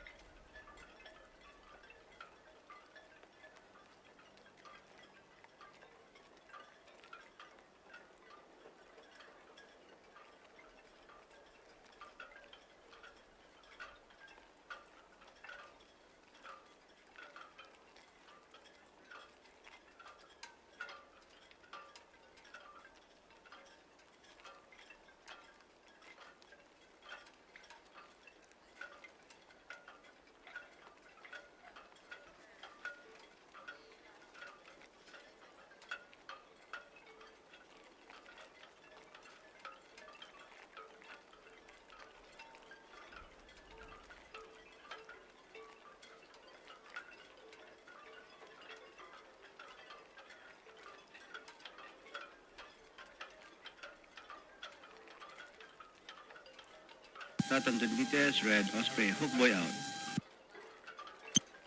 Red Osprey, Southampton VTS received. Traffic information, the Red Eagle, West Bramble inbound. Over.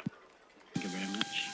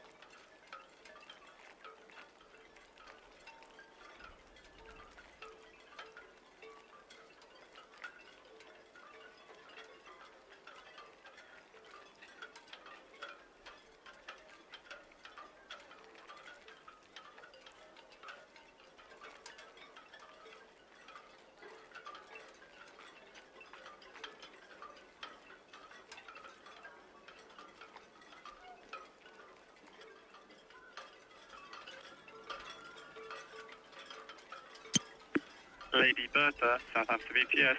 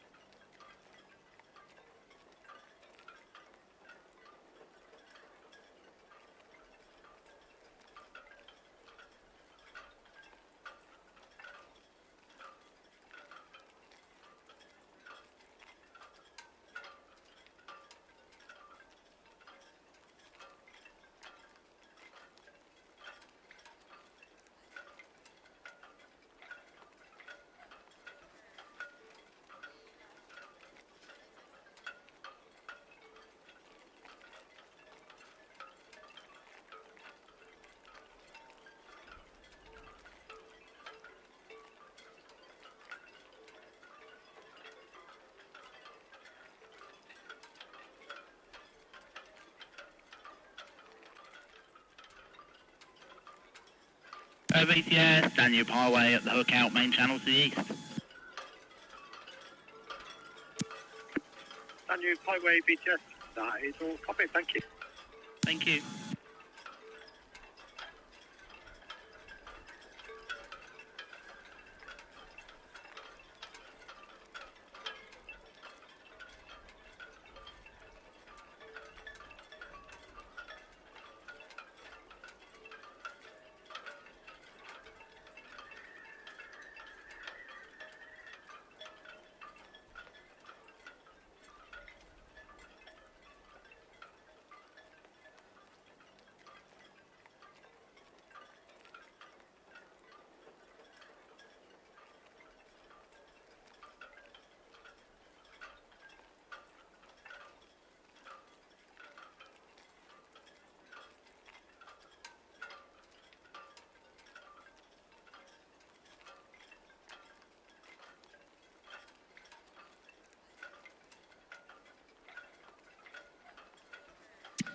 BTS Red Jet 6 shortly departing Town Quay for Cows.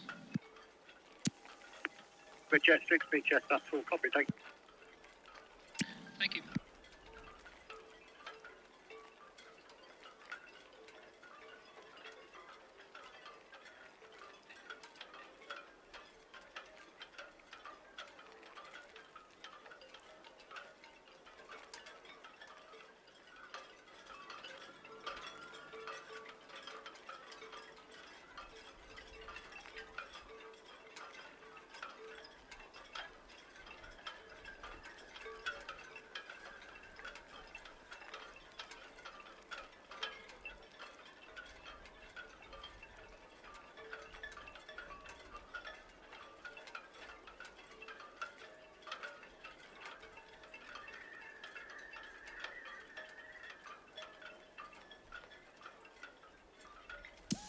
BTS, Red Eagle, hook in. Red Eagle VTS, that's all copy, thank you. Thank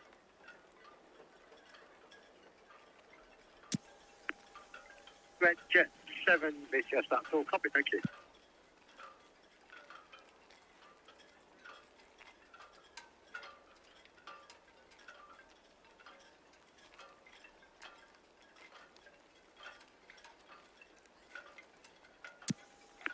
Majestic Princess BTS, that is all copy, thank you. Just got the Wick Venture there, east of the Tower River bound. AI abset working southeast of the Tower.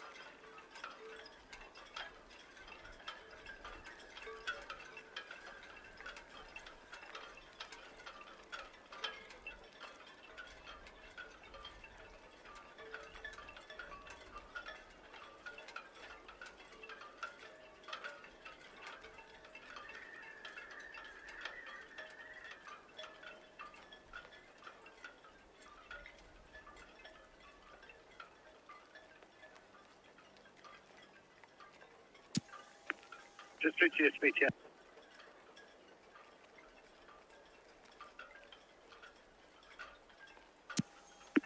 Just through to your speech, yes, if you want to call Southampton pilots on channel 09 for all pilotage information.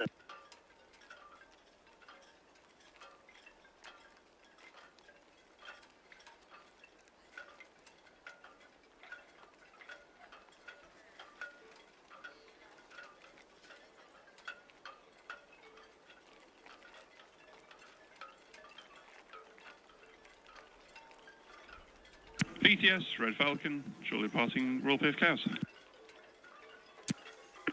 Red Falcon VTS, that's all copy. Thank you.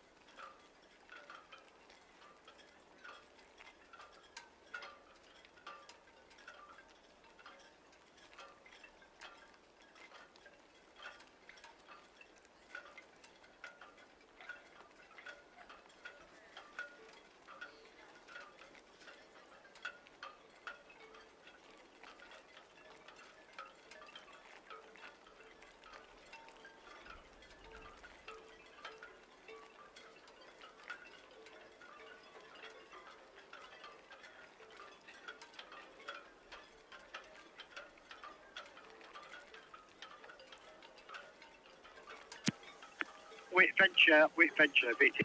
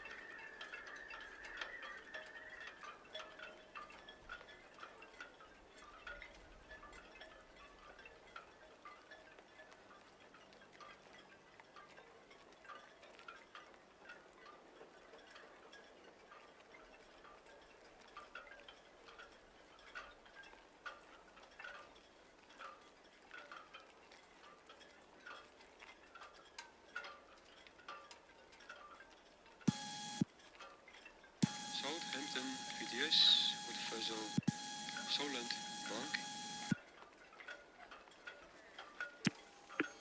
Solent Bank, BTS, good afternoon. Yes, good afternoon. For your information, we finished our welding job. Solent Bank, BTS, that is all copied, sir. Thank you. Okay.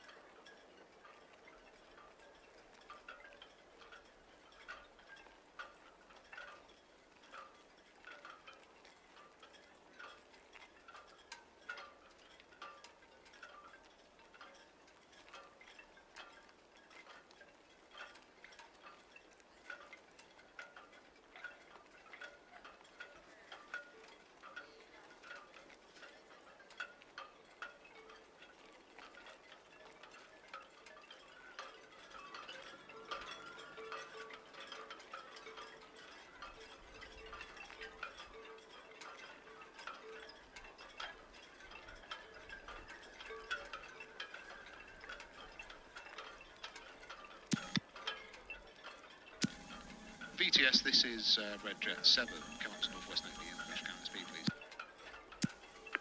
Red Jet 7, BTS, all copied, clear to proceed, thank you. It's all copied, thanks very much.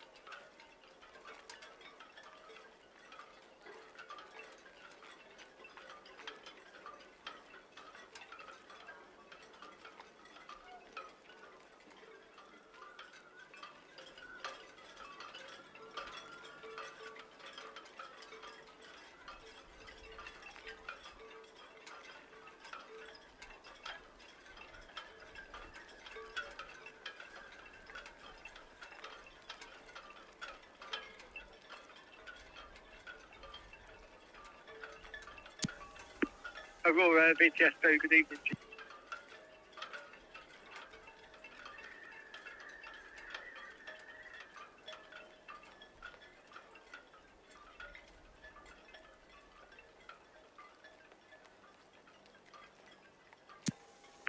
Aurora, VTS, that is all copy, thank you. And just the absent there, working southeast tower. I've got no reported inbound traffic. Master.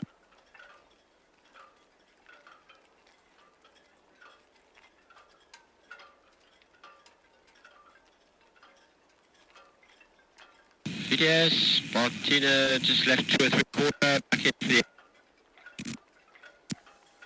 Spartina, VTS, all received, Grant, thank you. Thank you. Southampton BTS, the Alison.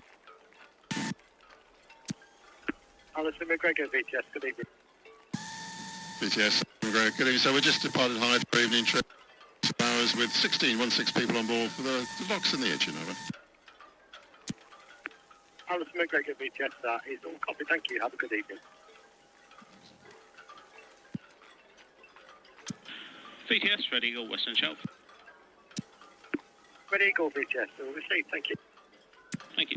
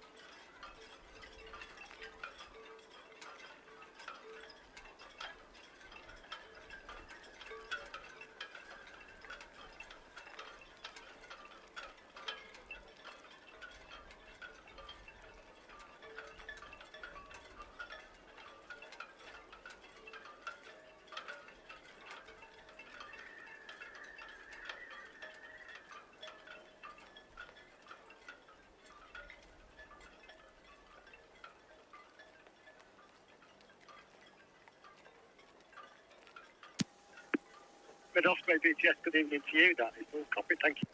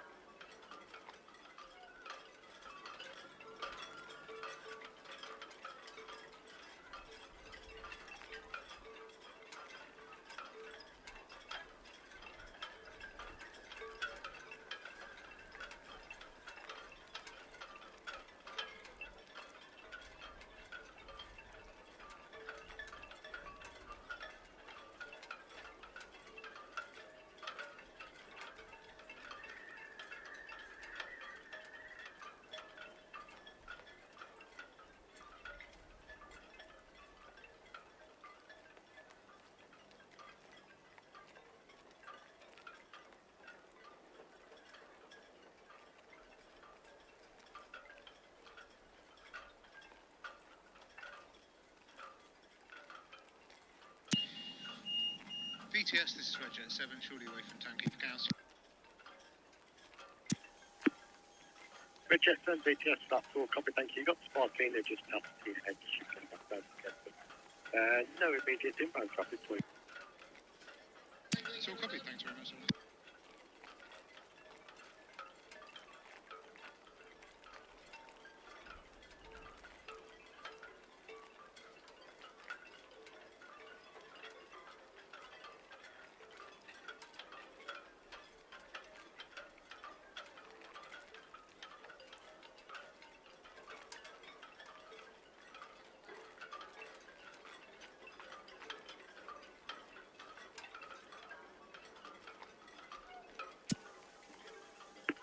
Which Star BTS?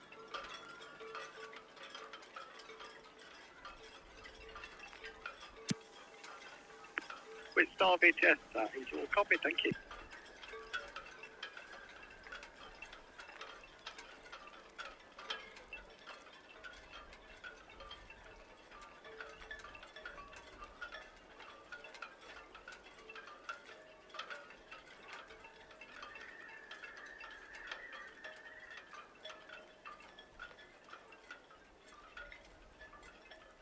BTS, Red Falcon, hook out. Red Falcon BTS will receive, thank you. Thank you.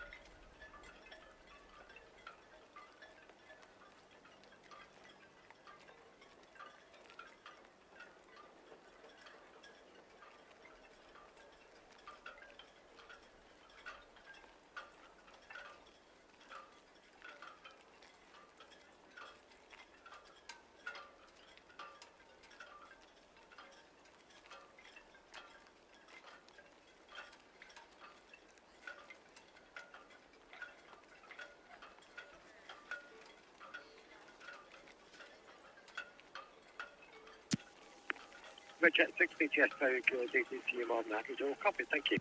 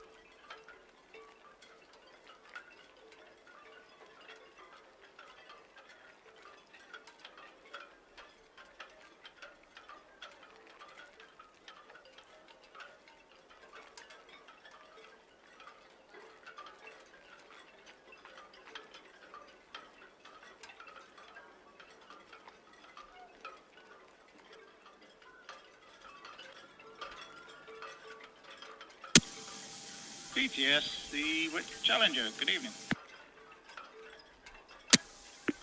Wit Challenger, BTS.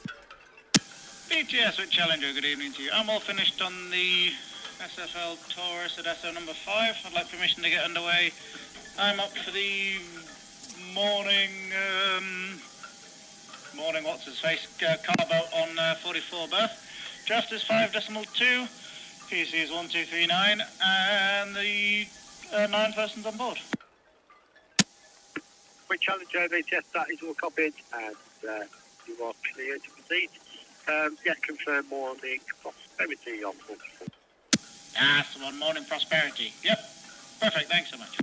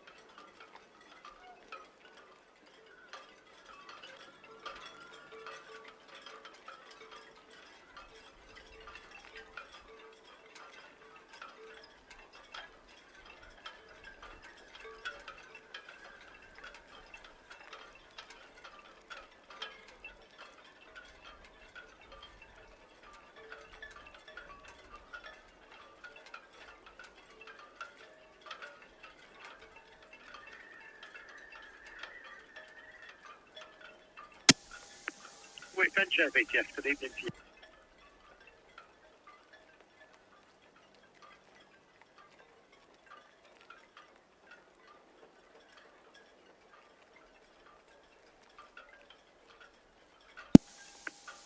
Wit Venture, BTS, that is all copy, thank you, and I've got no immediate for you. The Danube Highway is approaching the North Sturbridge outward bound, and then just local ferry traffic.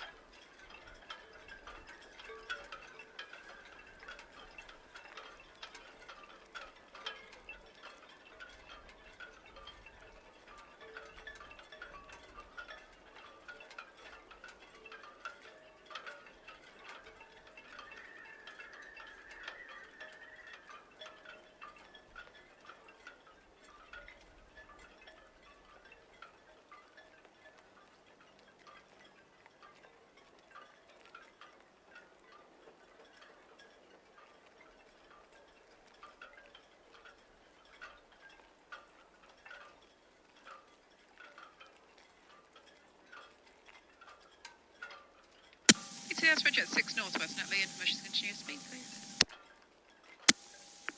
Red Jet 6, BTS, all copied, and clear to proceed, thank you. Thank you.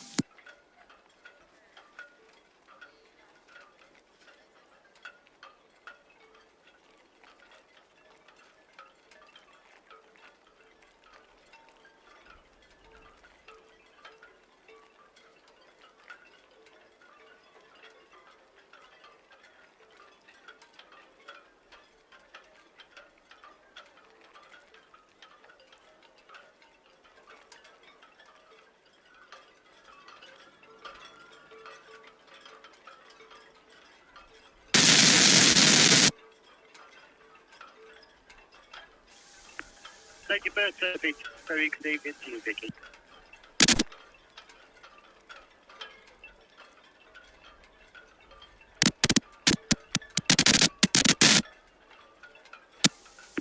Lady Bert, BTS, that's all copied and confirmed the 9 outside alongside.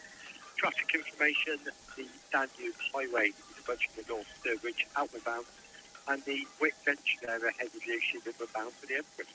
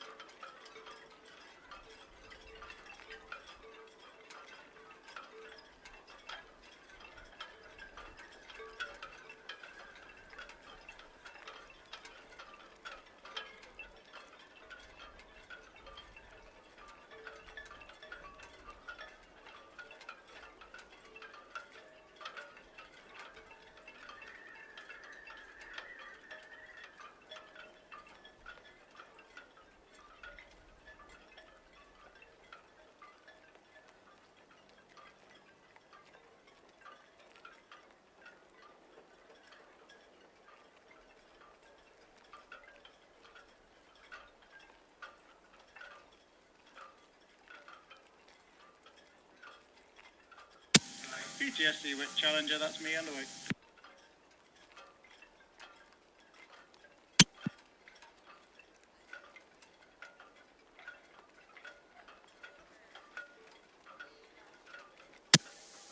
Wick Challenger, BTS, that's all. Copy, thank you.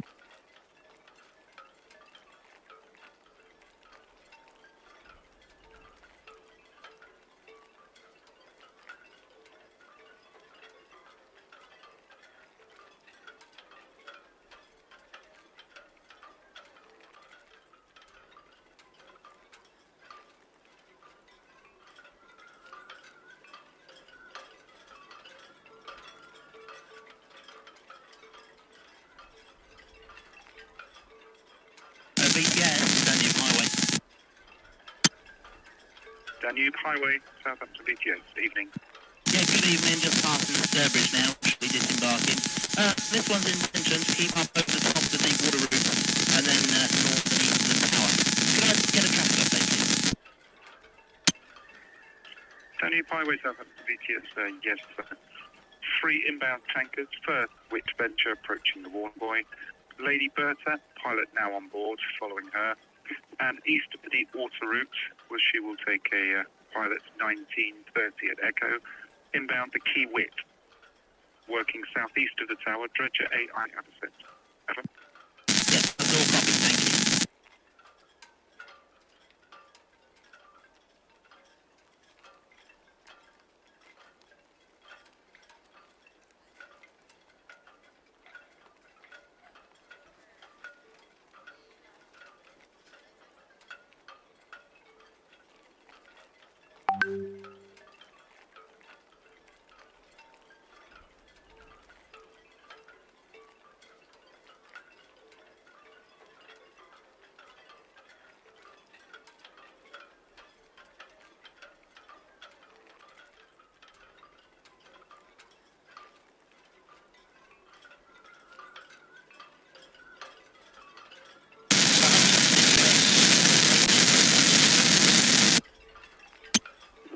Red Osprey BTS, good evening, all received, no current outbound traffic. Over.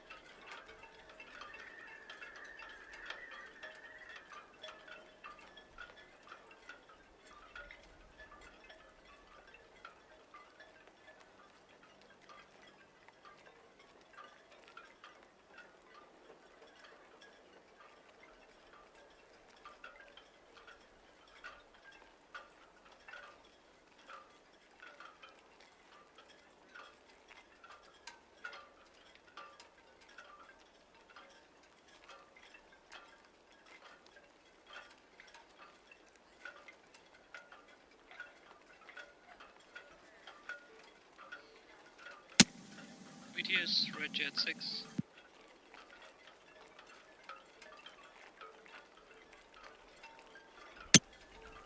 Red Jet 6, VTS, good evening. BTS, Red Jet 6, good evening. Shortly shifting from running berth to maintenance berth to shut down. 6 will be back in service tomorrow morning, 06:05. Red Jet 6, VTS, thank you, sir. That's all received. You have permission for your berth shift with no passing traffic currently. So copy, thank you.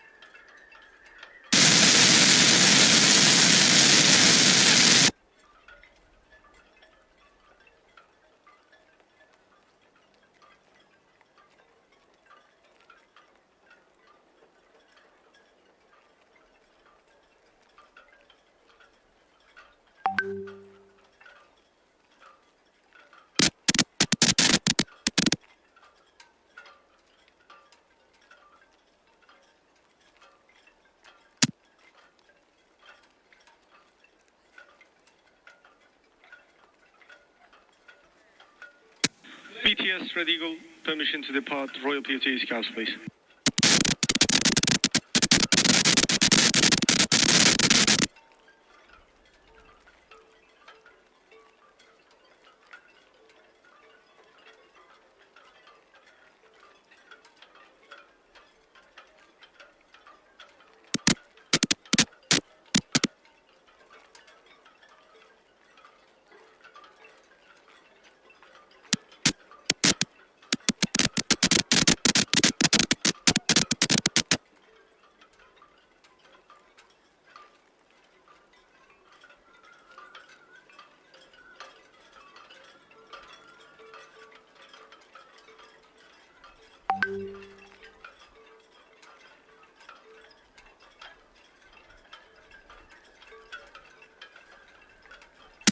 Southampton BTS, Red Eagle, departing Royal POT Scouts, please.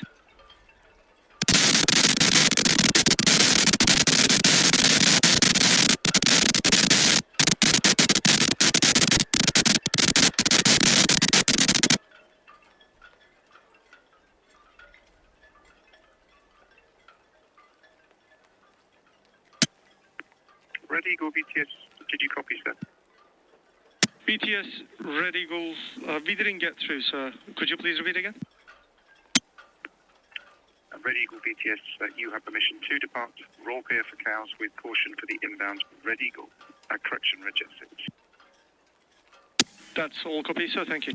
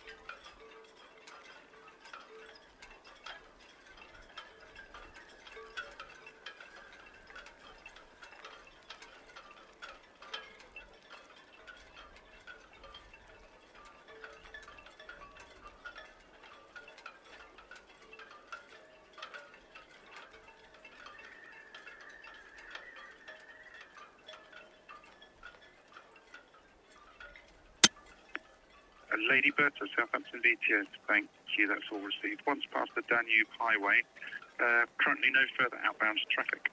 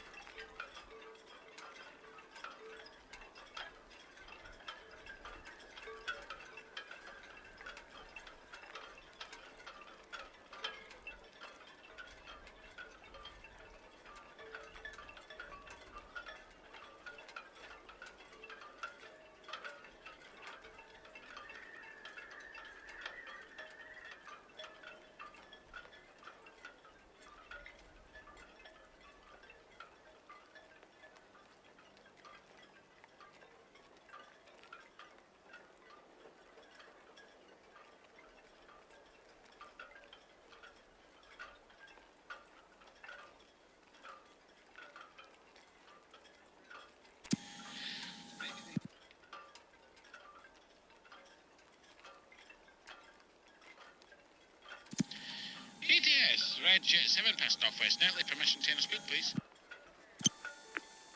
Jet 7, BTS, yes please, with caution. The width Challenger is up for 44 berths.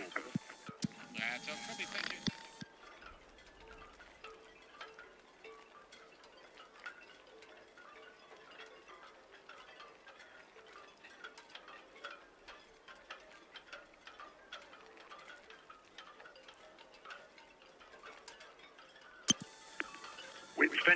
Width Venture, Southampton BTS.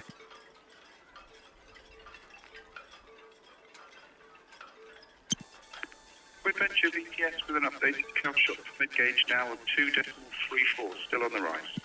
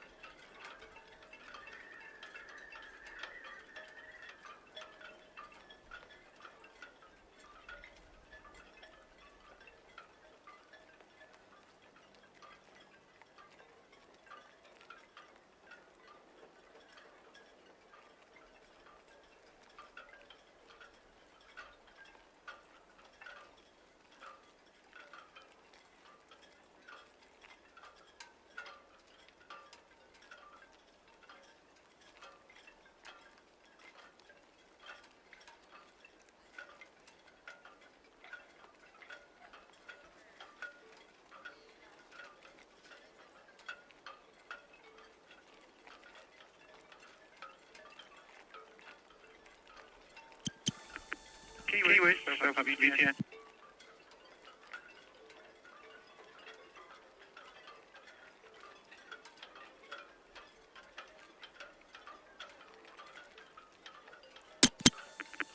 Kiwi, Southampton BTS. That's all received, thank you, and that you may have heard count shot high gauge. Now 2.38 on the rise.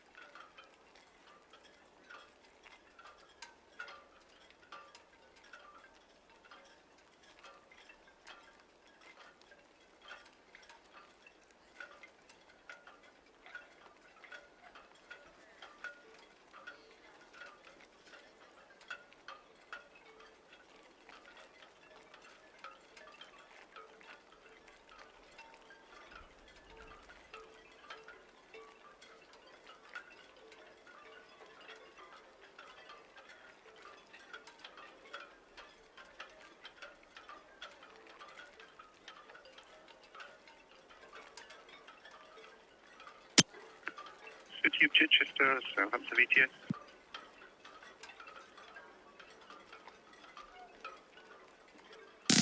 BTS, Red Falcon, Comcast.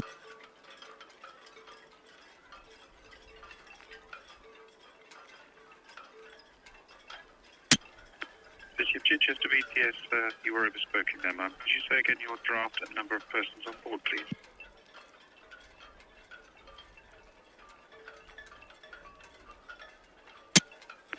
City of Chichester VTS, thank you. That is all received. You will see the Wit Star outbound approaching the fairway.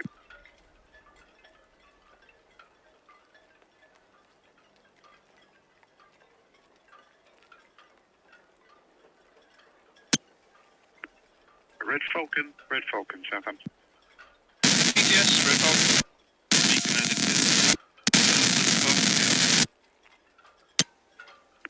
Red Falcon, BTS, set, no problem. That's all received, sir, thank you. And just the Red Eagle approaching the hook outbound.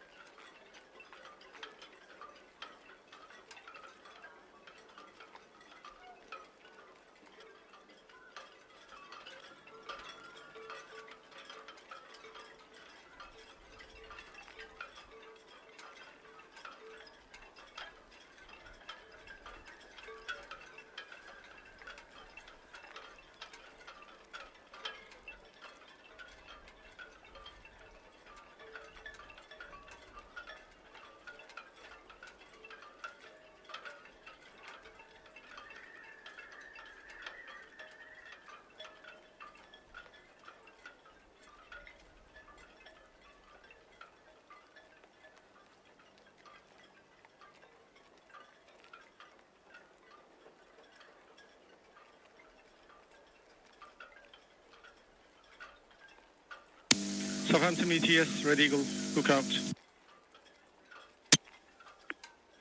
Red Eagle, Southampton BTS, thank you, sir, that's all received. And Central Solent approaching the Motherbank boys, small tanker Lady Bertha, she's in for SO berth 9. All copy, sir, thank you.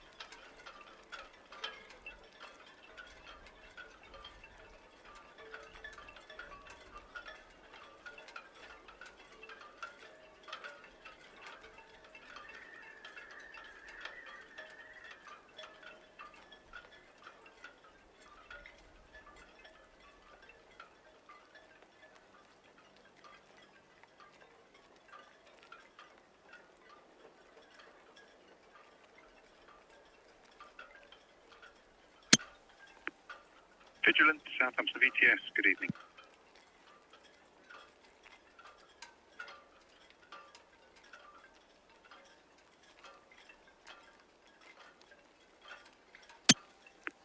Vigilant BTS, but thank you, so that's all copied and no planned movements western Solent for you.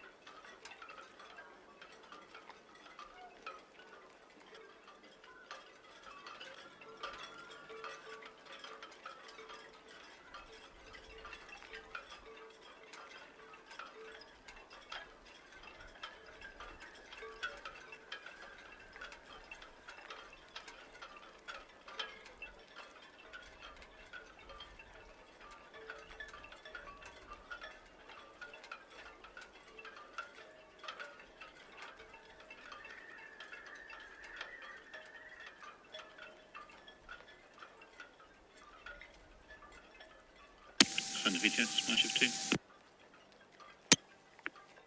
Mineship 2, Southampton VTS, good evening. Yeah, good evening. Going information portside 2102 berth 8.2 metres bound for Hamburg. Figures to follow. Was there any traffic to avoid us sailing early? Mineship 2, Southampton VTS, not that I can see. We have a number of small tankers moving in the central Solent, some up for Esso, some up for the Empress, and no further inbound traffic at this time. Yeah, we'll see. Thank you.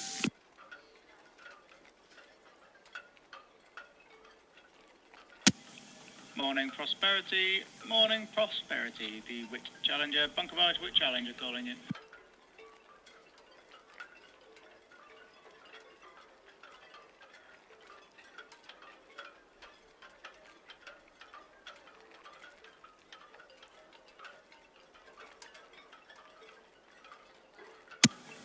Morning Prosperity, morning Prosperity. This is the Wit Challenger, bunker barge Wit Challenger calling you.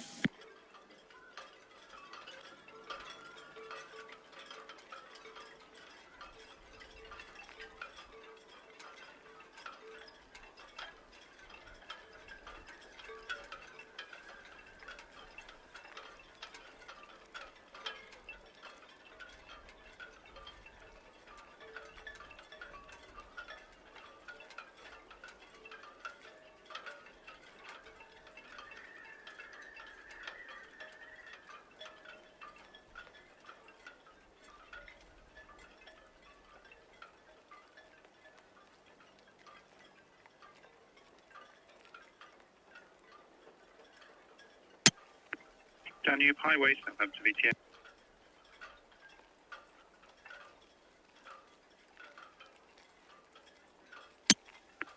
Danube Highway, Southampton VTS, that's all received, ma'am, thank you. Once past the dredge vessel A, I have a set no further traffic for you. Safe onward pass.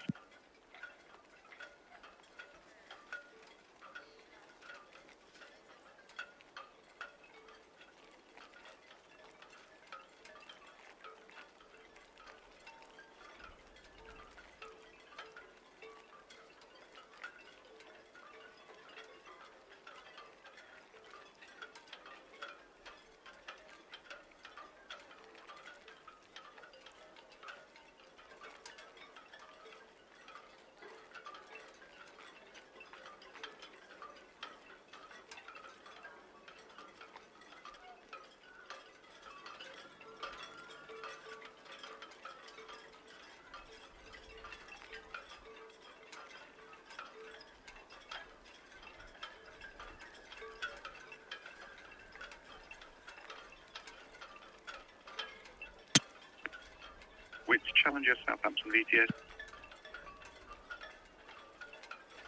VTS Challenger. Wit Challenger VTS, copied your conversation, or your part of it. We're trying to get hold of the agent to get in contact with the ship for you. That's very kind of you, thank you.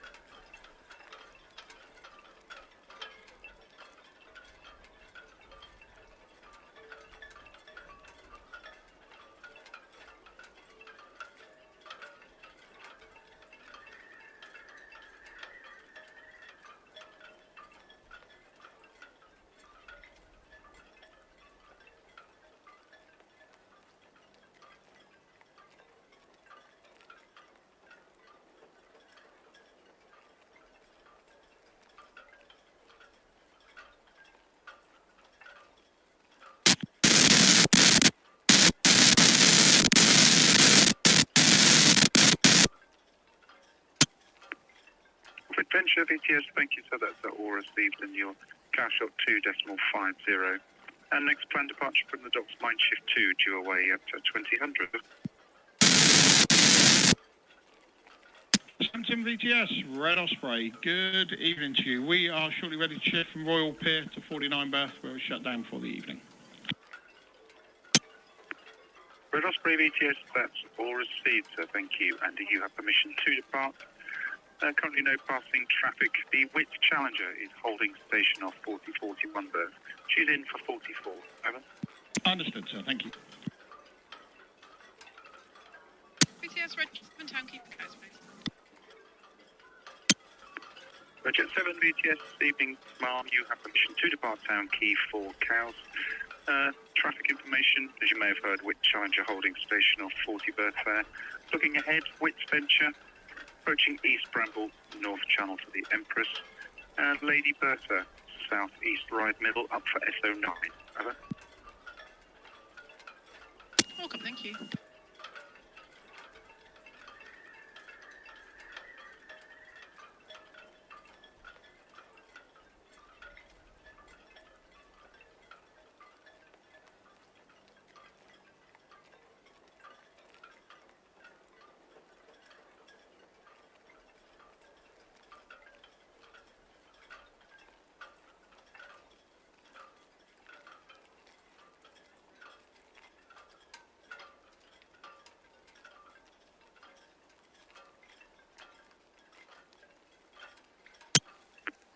Training Ship Royalist, Southampton VTS. Thank you, ma'am. That's all received.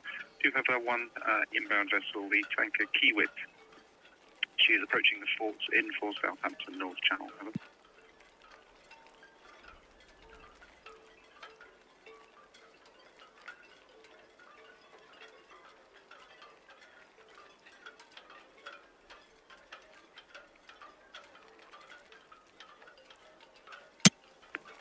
Kiewit BTS, thank you, sir. That's all received. Next planned departure from the docks, Mind Shift 2, due away 2000.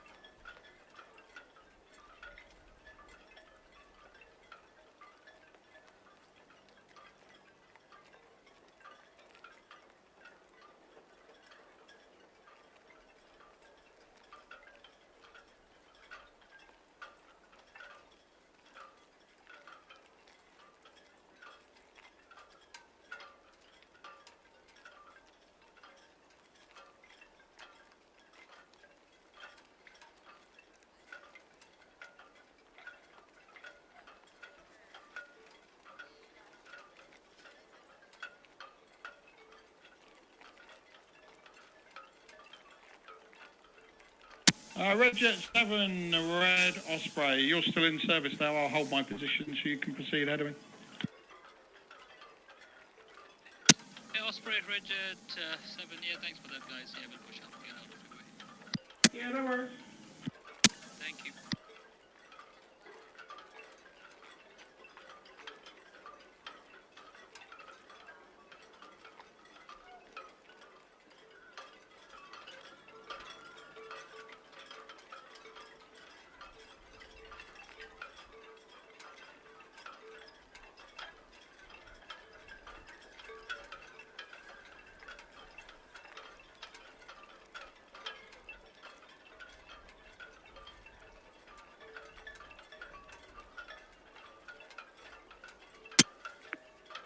Mind Shift 2, Southampton VTS, that's all received, and yes, you have permission to depart 102 berth outbound with no planned passes. Over.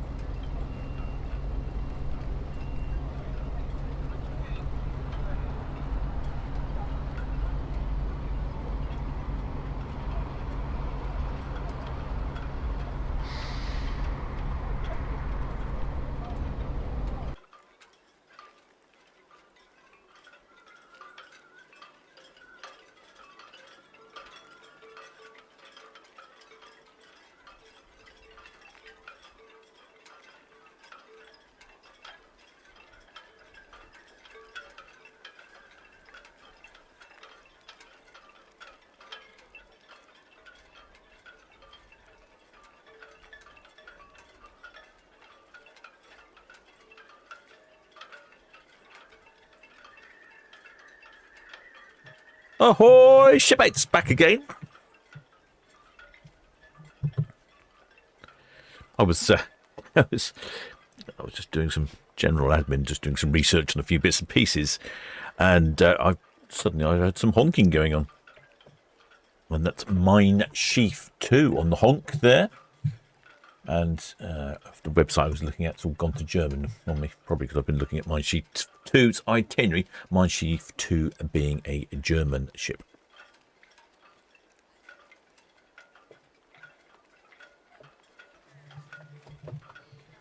Mine Sheaf 2, or in English, My Ship 2.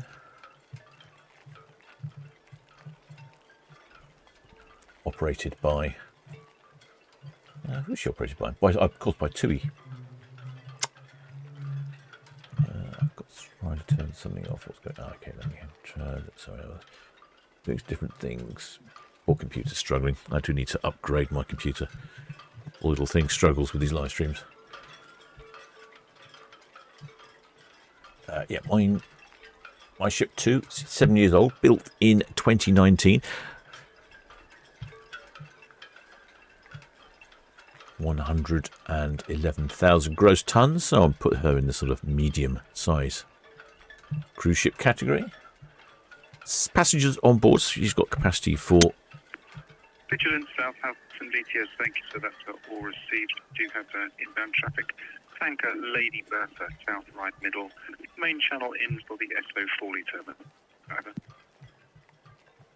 Yeah, she's got passengers capacity on board about 2,500 to 2,894. I haven't heard on the radio any passenger numbers yet. They said passenger numbers to follow.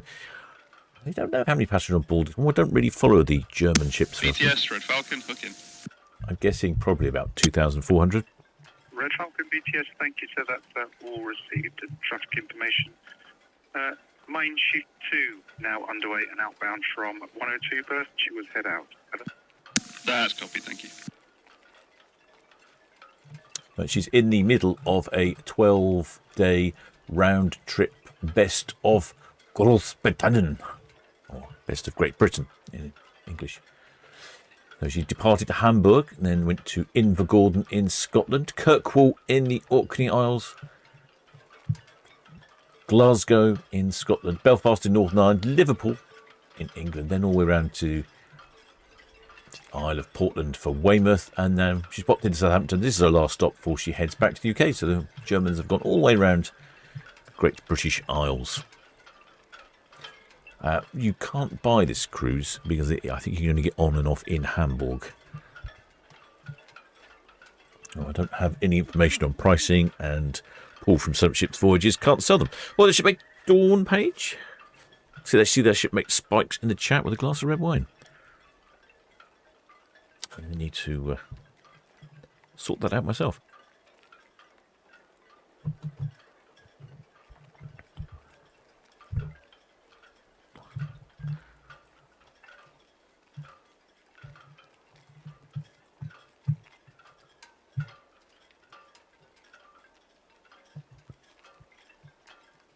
There's a whole load of mine sheafs.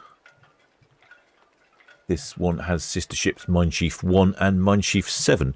But if memory serves me correctly, they gave up naming them numbers after that. And I think they've actually got some interesting names now. I don't recall what they are. Oh, just noticed getting some interesting colours coming out. That's the Ada Perla, and she is next away.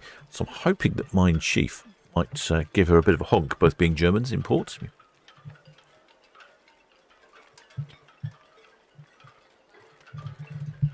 Gone very dark. It's very cold now. I don't know what's the temperature. 15 degrees centigrade, 90% humidity.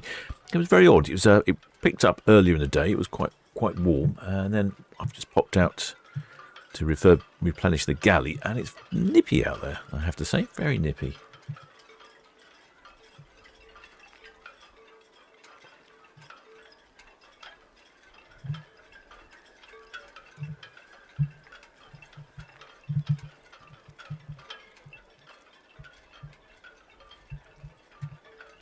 Just on the Red Funnel Ferry camera, the big flags are up for the festival. Isle of Wight Festival starts on Thursday.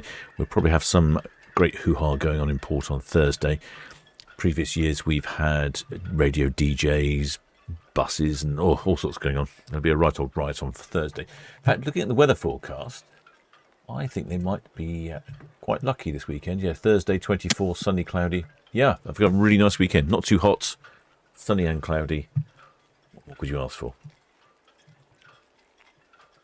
Quite a few shipmates on their balconies, aren't there?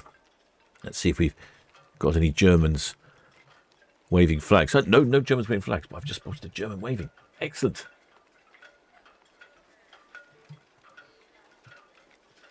Occasionally, when the Ada Perlers, the Ada ships have left at night, I've seen them, shipmates on board with torches. There we go. We can see that's good, strong waving there. My German's failing me at the moment to... Das ist gut.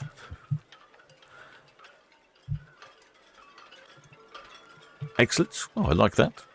Good visible waving. Have a quick look, see anyone else is waving. There's quite a few shipmates up on the top deck.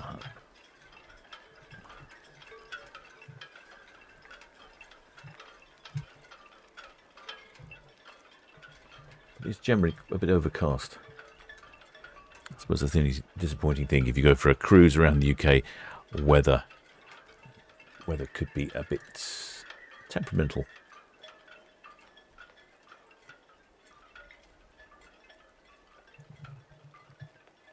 And you're still waving down there.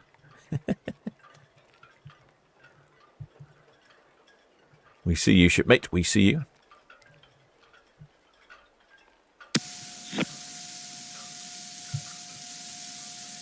Ada Perla on channel 12. Ah, Ada Perla.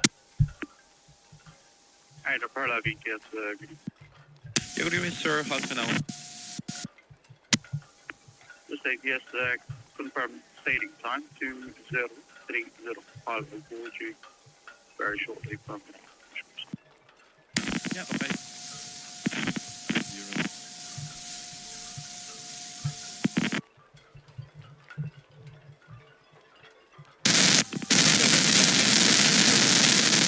Oh, noisy radio. Ada Perla's just on the radio there. She's due away next. It sounds like she's going to be ready for an 8:30 departure. I was going to say, I don't think it's going to be dark enough to see the lights on the ship, but you know what? It is actually not that good at the moment. So I think there's a chance the lights might shine out. It's very overcast today. One of those days where it's supposed to be summery weather and you leave the house and you actually need a jumper, a raincoat, and a Mac, an umbrella, and a t-shirt and sunscreen. Mind you, VTS, good evening, inbound traffic up to the with Denture, Velvet Boy from the north, Lady Bird, west to right, middle, town. Broken second traffic. My shift to VTS again, inbound traffic with Denture, Velvet Boy from the north channel. Lady Bird, west to right, middle. Inbound main channel. Oh, thank you.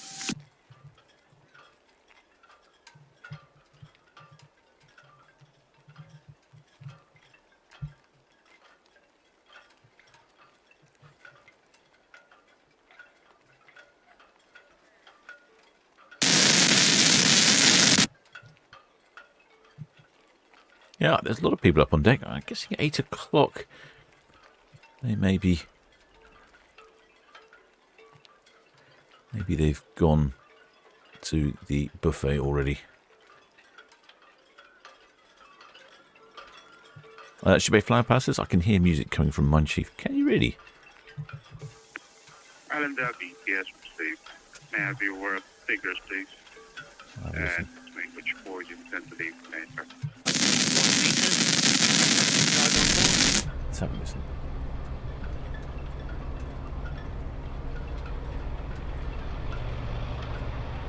I can't hear anything on the outside microphone.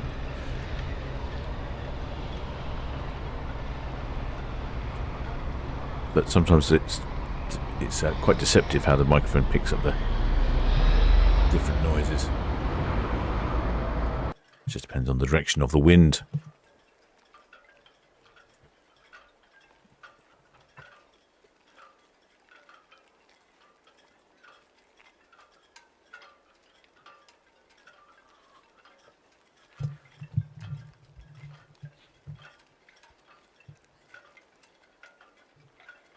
Oh, could you hear it quite well on Ferrycam? Oh, it's the same microphone on Ferrycam.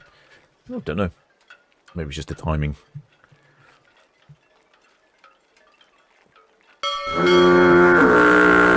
Oh, hello there, shipmate Josh Westlake. Welcome aboard, shipmate. Many thanks for subscribing.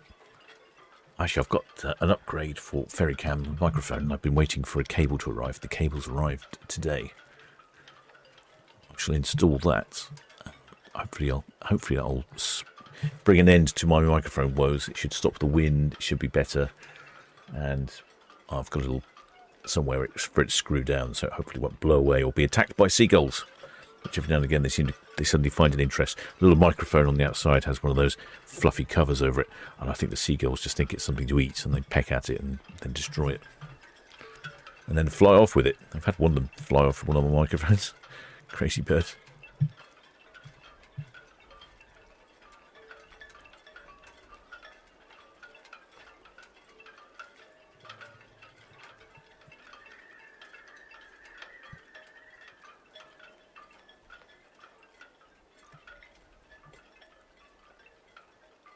There's the Ada Perla over on Netlicam. Yeah, I think we'll probably see quite a few lights from Ada Perla as she departs.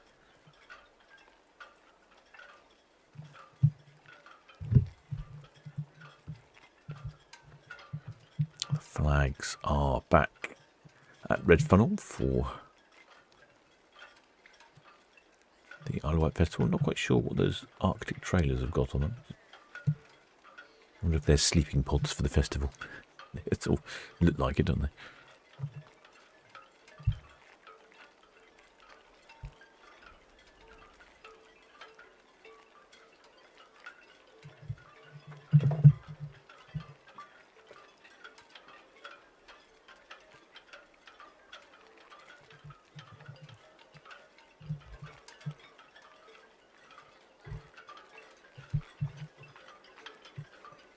The Ada Perla has called in, and she is aiming to depart at 8:30.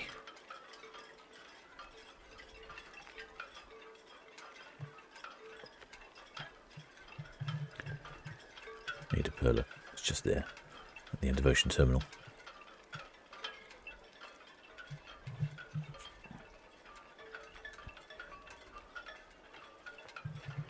Shipmate Flower Power says, it's so nice to see the flags up. Summer has finally arrived and they're up. Yes, I know what you mean. They're talking about the flags. They put big flags along the ferry terminal here. It does feel a lot more festive. I'll be interested to see what they actually, what comes in for the Isle of Wight Festival, whether we're having a radio DJ or quite what. Yes, Manship 2, figures 3. Oh, figures. Manship 2, Union Gazette, yes please. Passengers 2793, crew 1000. That's one. 2790 at 100. All received. Oh, good. Got some passenger and crew numbers from Mine Sheaf 2. 2,793 passengers. That is somewhere between maximum double occupancy of 2,534 and maximum occupancy of basically just under 2,900. So that's a very full ship. Quite a few of the balconies are occupied, aren't they? And a crew complement of 1,000, which is absolutely bang on the maximum crew complement. Very much the height of German efficiency there. Shipmate James Dawson says, don't usually see Ada on QE2 terminal. No, I'm guessing that's because the other ship, which escapes me, the Majestic Princess, was in Ocean Terminal. We had 4 ships in today, which is rather unusual.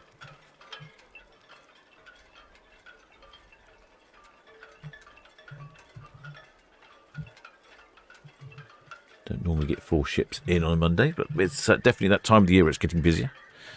Hopefully the Germans weren't too put off by the QE2 terminal, because it's not the best. You certainly notice it when the Ada ships in. There are a lot of German tourists wandering around. So today with 2 German ships in, I've noticed a lot of German tourists from in town riding around on bicycles. Some of the cruise ships have their own bicycle fleets, so you can ride around on a bicycle around town, which is good. They've been looking at the various different monuments around town. Been out on guided tours.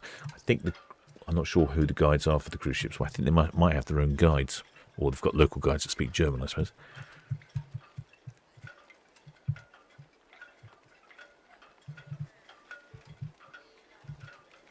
Oh, got a good view here.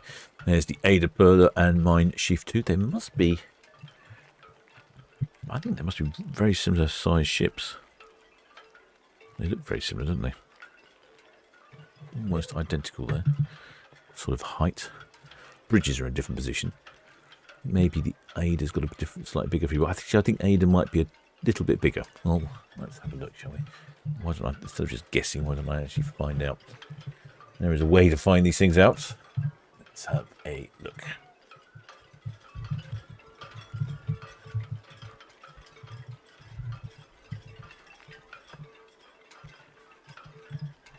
All right, let's have a look. So actually, yes, the Ada Perla is slightly bigger. Hopefully that's what I said.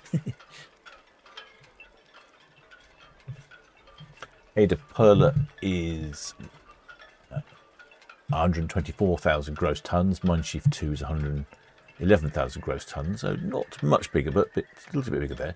But what is different is the passenger capacity. Mein Schiff 2 has a maximum double occupancy of 2,500, whereas Ada Perla is 3,286. Less crew though, only 900 crew. She has a slightly worse passenger to crew ratio. Maybe the Mein Schiff 2 is a better experience. I wouldn't know. I don't have much information to go on. No pricing or anything.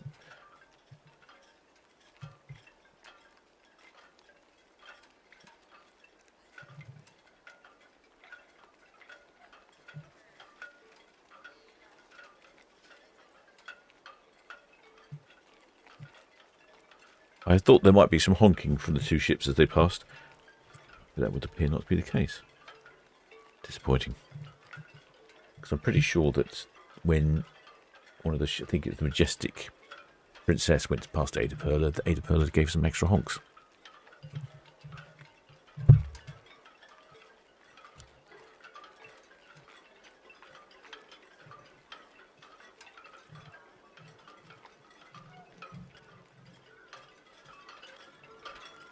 Shipmate Thomas Dean says all the bikers will be coming into port soon. It's the red funnel chamber. What's that for? Oh, what, the scooters? I don't think he was about me to about the scooters. Shipmate James Dawson says, do they still have the rail lines into the QE2 terminal? Remember my first time on QE2 in 1999, there was a special boat train from Waterloo that took them. I don't know, shipmates. I think the train tracks might still be there because I see the train go across loaded up with minis, taking those down to the port for export. But I don't know if it goes to the QE2 terminal. I don't know if I've ever seen a cruise train.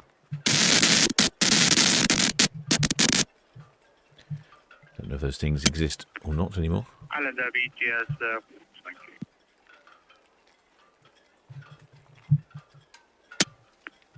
you. The Normandy BTS.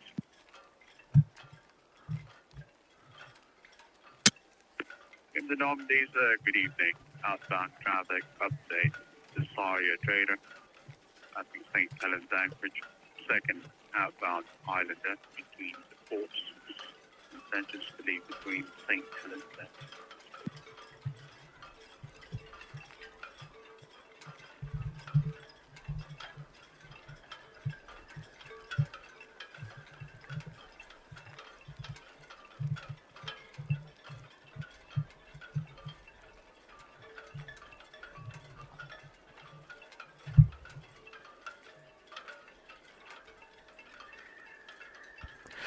and there should be Laura Baker BTS, Red Falcon, past the Northwest Netley.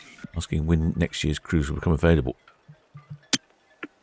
Red Falcon, BTS, good evening. Yes, you have the permission to proceed. I think it is available now, actually. If it's not available now, just a good question, actually. I should know the answer. Paul from Solent Ships Voyages is sorting all that out. I don't know if he's taking bookings on it yet. Certainly, I think there's a reservation. You can reserve a spot anyway, I think. Anyway, contact Paul at Solent Ships Voyages. The QR code there's on the screen. And he'll put you on the list and let you know when it's available. But I thought it was available. I know I haven't made my booking. We'll have to ask Paul. I know with some of them, when it's a group cruise, you find an allocation of cabins, and then sometimes they won't give that allocation to you until certain points. So you have to decide when you want that allocation. It's all very complicated. I don't know why it's so complicated. And then every single line seems to do it a completely different way. So Paul's been working really hard to try and sort that out and make sure he's got the right system.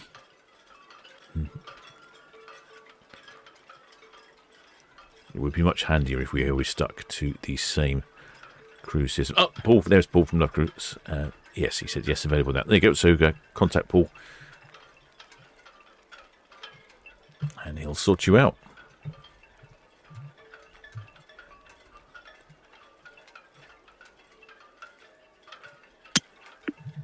Trading ship rollers, Southampton BTS, revealing that the safe and there is no reported large movement now.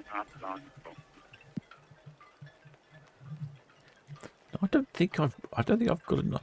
I think I was umming and ahhing which cruise we're talking about now. Oh yeah, on this, I don't think I've actually decided on a cabin choice this one. I think I'm probably going to go with a balcony because it's got some quite nice views going into the fjords and the Shetland Isles. So I think I've gone with a balcony, but I don't remember.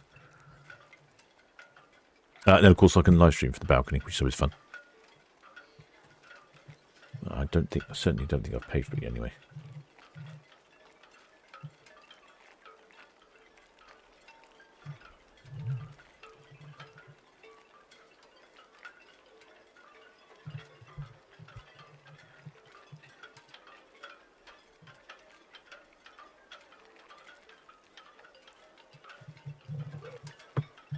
BTS, the Whit Venture, no point.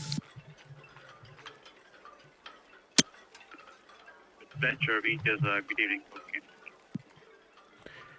Shipmate Andrew James says yes, the rail lines go along by berth 44 but only used by freight trains. That's all I've seen go in there. I've seen lots of minis and go in there by freight, but I've not seen a normal ship.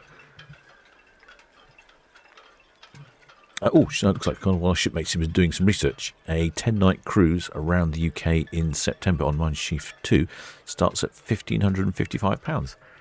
Starts at, that's for an inside. So yeah, that is I take it might be a little bit more of a premium line then, because that's quite a decent starting price if that's an inside cabin. But looking to that passenger to crew ratio, I would imagine it's a pretty nice ship to be on. So it's quite a good sign of the level of quality of the ship. Passenger the crew numbers. Yes, BTS, Whit Challenger. Whit Challenger BTS. Yeah, good evening. That's us all fast now. We should be here about 2 hours, and then we'll be shifting across to 36. 2 hours, and that's the best. Copy that. Thank you. Yeah, I think a boat train sounds really, really good. If you lived in London, getting a boat train onto a cruise ship, how brilliant is that? You've got no luggage restriction on a train. I suppose the only problem is trying to get to a station in London. Trying to be on the underground with lots of suitcases. Well, thank you for that, shipmate. New Town 10-night cruise. Saying that the 10-night cruise on Minesheaf 2 starts at £1,555. Yeah, that's more on the premium end of the sector. Like I say, I don't know much about Minesheaf. They don't sell any cruises here in the UK. They all start from Germany and go back to Germany.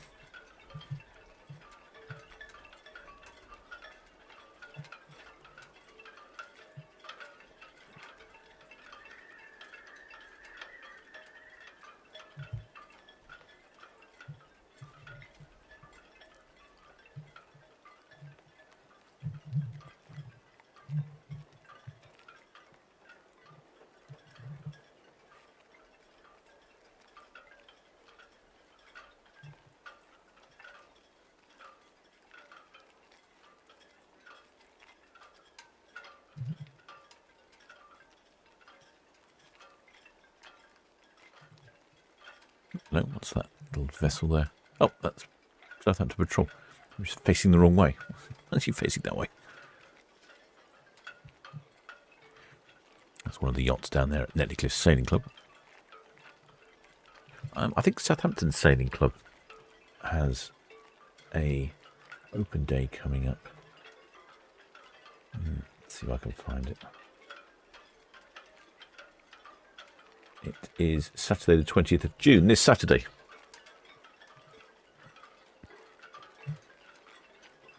So if you are interested in getting out on the water, they've got several things going on. Taster sales. Roger 7 ETS, good evening. Inbound anchor Lady Bird, Russian Baltic, Gunner Boy now, main channel pressure. Outbound traffic, passenger vessel, fine shift 2, just cleared the southbound, outbound. Yes, they've got taster sales, tours of the club facilities, rib rides out to the moorings, a barbecue, various membership options available, including sail and social. I'll see if I can, one of it on their website, 12 noon to 4 p.m. It's a lot of information. I did post a picture of it, but let's see if I can find a website for it. Might make a bit more sense. Southampton VTS, Red Osprey.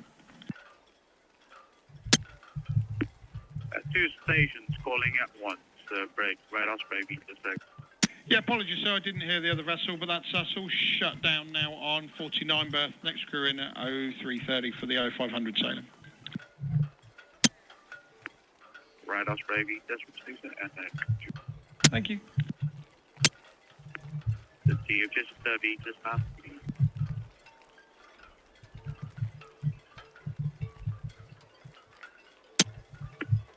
Just VTS, not receive. Question, what is your ETA?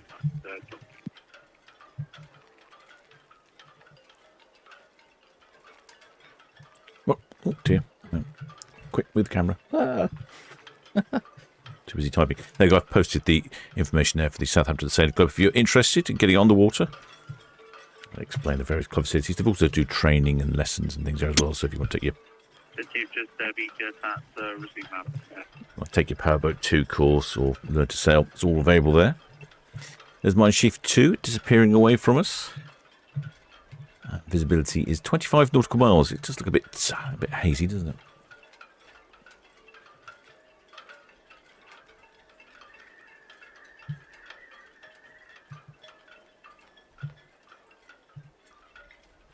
Oh, shipmate Simon Doyle. They've been talking about the boat train arriving at the port of Southampton. Sorry, Trader VTS, received. Shipmate Simon Doyle says he can remember being on the Queen Elizabeth when she was new and had to wait for a boat train to arrive at the berth with a load of passengers from Scotland in December 2011. All right, so it's still running, operating then. I don't think I've seen it myself, but I don't know where I would see it. So if it's Googleable.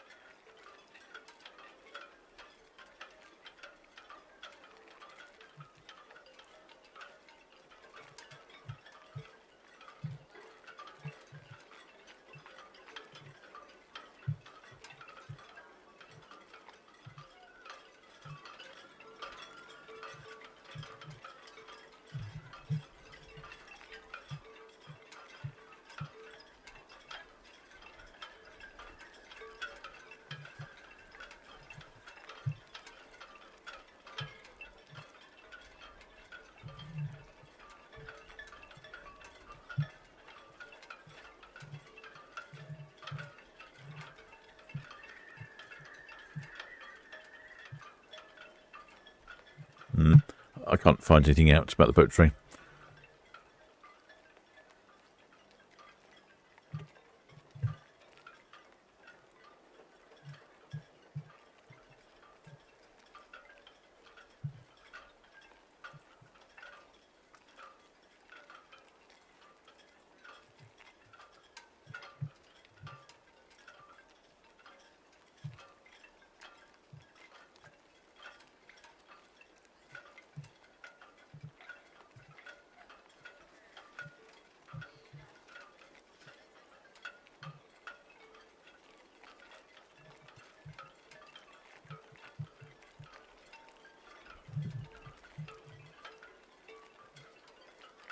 Yeah.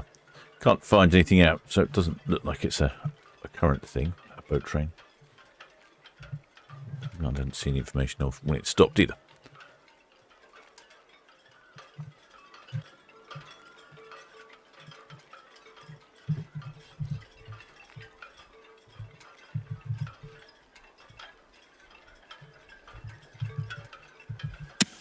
VTS, the Ida Perla. Oh, Ida Perla, brilliant. Ida Perla, VTS. Yeah, VTS, the Ida Perla, yeah, into Ray. Here we are, port side, alongside 38.9. Draft is 8.3, and vessel is bound for Le Havre. And we have on board 3540 passengers and 981 crew.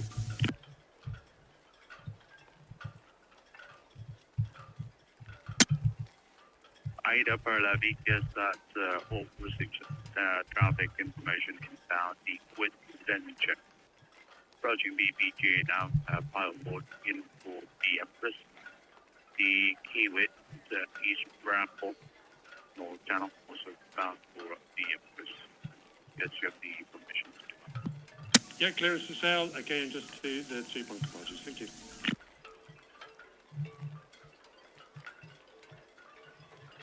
Oh, that's right. Clearance to sail for Ada Perla. So Ada Perla has given us some numbers there as well. The Ada Perla has 3,540 passengers on board. Wow, did I hear that correctly? That's actually 140 more than maximum occupancy. And a crew of 981, which is 81 more than a maximum complement. So Ada Perla quite considerably busier than the Mine Chief 2.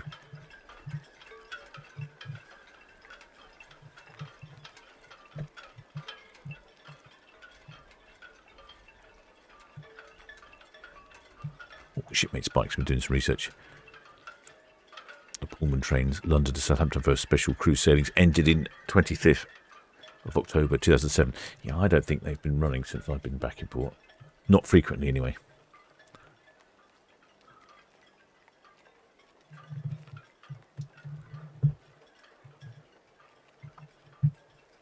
Annoyingly, the Red Osprey rather, is parked, and we can't see the lines on the back of Ada Perla. We had a really lovely view of the stern earlier. Now they've got a ferry in the way.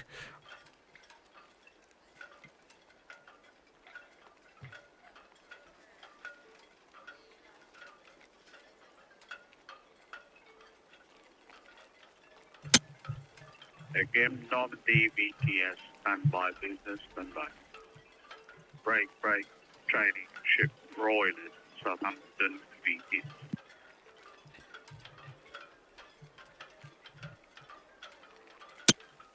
Yes, confirm your intention, please. Do you intend to leave the channel or do you intend to proceed back into?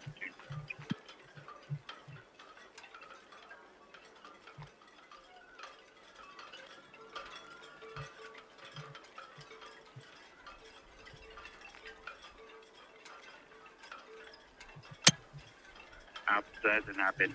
That's received, sir.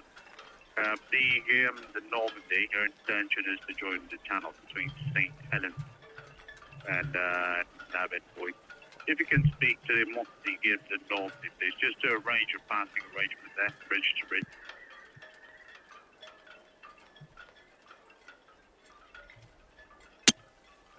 Channel 12, sir, this channel, the Normandy, the ferry inbound.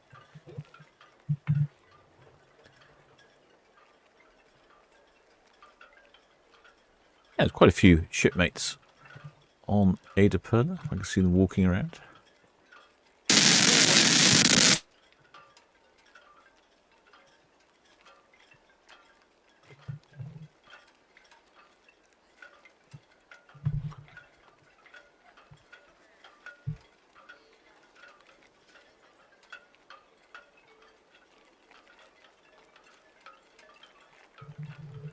A lot of chat about the trains.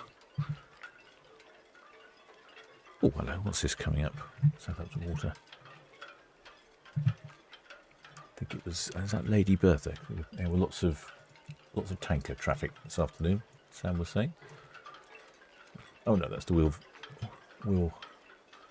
Wit Venture. Oh, I don't think we see Wit Venture in port very often.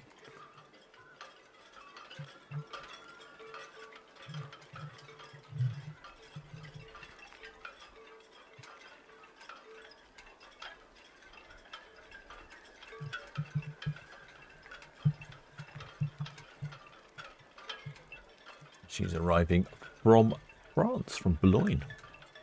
I wonder where she's heading to.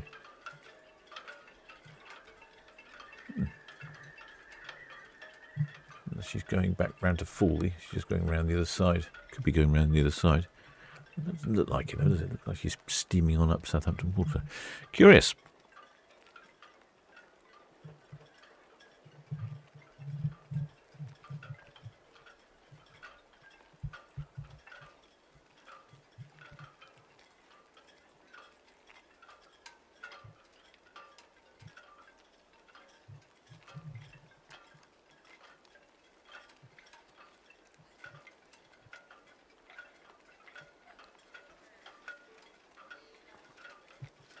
Shipmate Simon Dawes says he recalls the captain announcing the delay to our departure on the Tannoids. It must have been December 2010.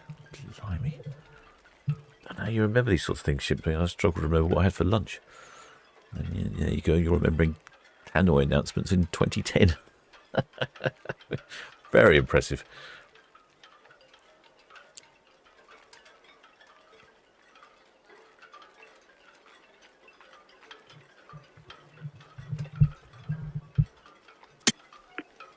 TS Brothers, we just confirm you're leaving the Elbow and proceeding northeast.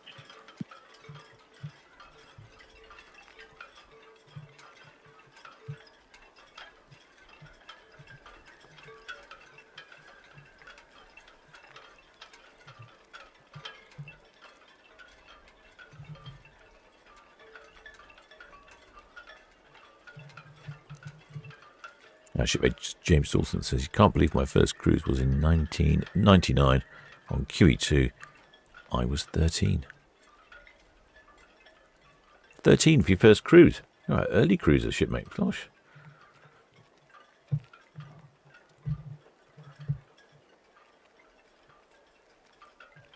Shipmate James Dawson thinks it's a special boat train for QE2's final departure. Ready That makes sense. BTS, good evening. Outbound traffic, passenger press 1 ship 2. That's Stoke number 2, that's outbound clear tunnel. Inbound traffic, the Bunbarge Kiwi North Channel in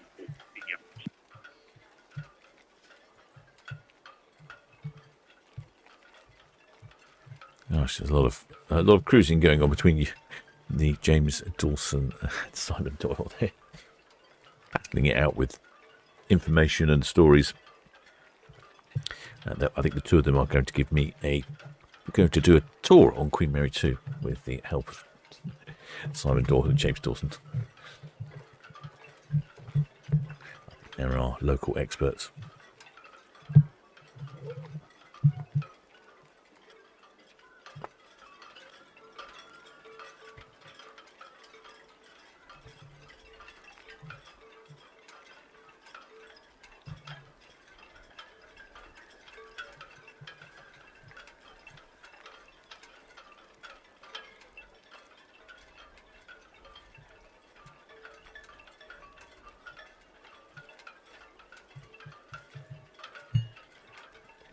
Well, the shipmate Arnie Amhafen, Ada Perla still in port? Yes, indeed.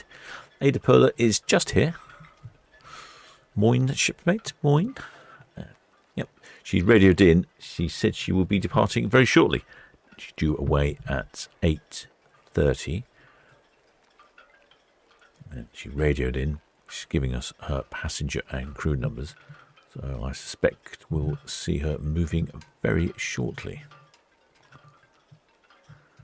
And the red jet's buzzing in, and this of course is Mine Sheaf 2 as she heads away down to Cowshot Castle. Island BTS received. There's no reporting traffic now. Inbound from south. Stay posted.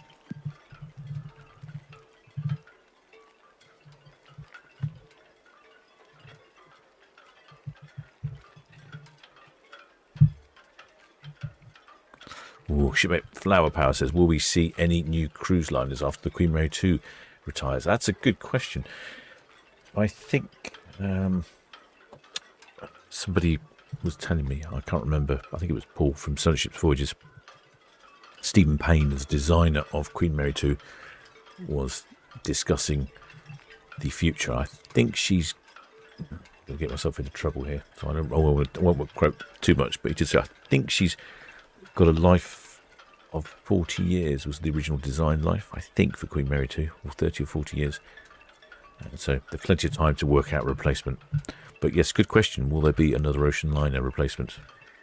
I don't know. I mean, cruising is becoming more popular, and people like to sail on a different variety of ships, smaller ones, expedition ships, bigger ones, luxury ones. So yeah, perhaps there will be. Red Jet 7 approaching height line, permission to carry on with speed, please. Perhaps there is a space in the market. When I was travelling on Norwegian Aqua. Red Jet 7 meters CSFD, permission to proceed. White berth, motion should approach Aida Perla at station from the. That's all copy, thank you. When I was on Norwegian Aqua, heading transatlantic, I was talking to a lady there, and she only travelled by ship. She refused to travel by plane. I think she'd had some near death disaster when being in a plane accident. So she refused to travel by plane. So she travelled by ship and by train. And she lived in New York, and she was just relocating after being a university teacher in Amsterdam. So she was taking the ship to get home. But what happened when she finished her contract? She went home by ship, and then when she was home, they said, "Oh, you need to come back and sign your contract or sign some sort of paperwork." And she said, "Well, can I do it just over the computer, electronically by fax or something?" And they said, "No, you couldn't." So the university had to pay for her to go all the way back to Amsterdam and then all the way back to New York by ship. Quite interesting. She was an academic, so she enjoyed being on the ship, so she would have brought lots of books with her to read and things to write. Shipmate James Dawson. Oh, yes, he is correcting me. GTS, Red Falcon, shortly shifting from Royal Pierce Town Quay. We're shutting down. This boat will be back in for the midnight sailing. Red Falcon BTS, yes, please, sir. Thank you. Yes, 40 years service. I couldn't remember if it was 30 or 40 years. That's right, the 40 years service. So we've got a little while because she is 20 years old. So we've got a little while before she needs to be replaced.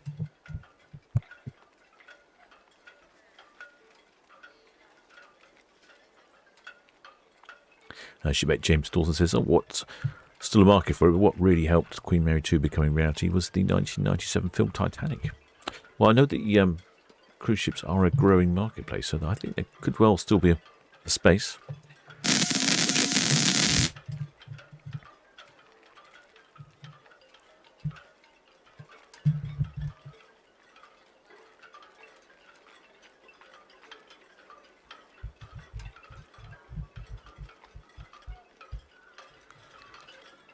It appears that shipmate Simon Doyle only celebrates his birthday on Cunard ships. Well, that's certainly a way to go. Oh, well, he'll be celebrating his birthday on our group cruise. Hey! Simon Doyle having his birthday on our group cruise. Although, is that why you've got your fancy cabin? It's all becoming clear now.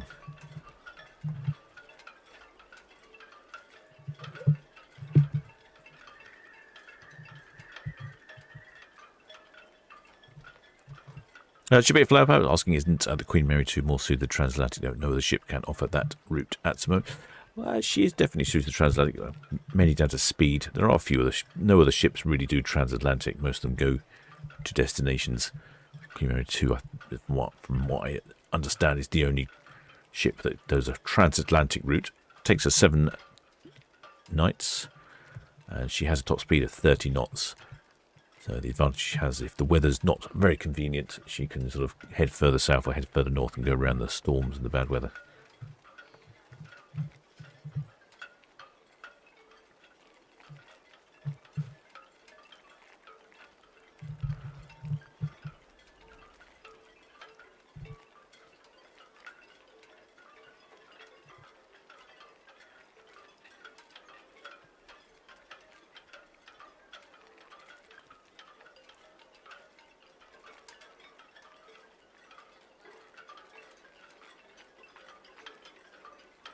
Shipmate Thomas Dean's asking what the lifespan of the Red Funnel ferries is.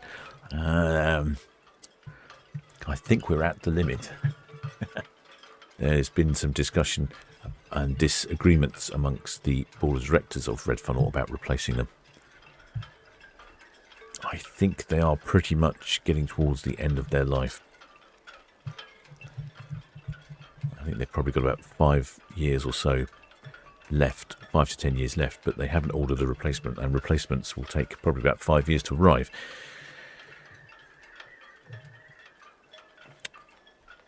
Oh, the Grand Duplexes to Hamburg. Oh, that's right. Oh, spoil sport. Simon Doyle's fancy cabins onto Hamburg. That's right. I knew I was getting something wrong. I was getting overly excited.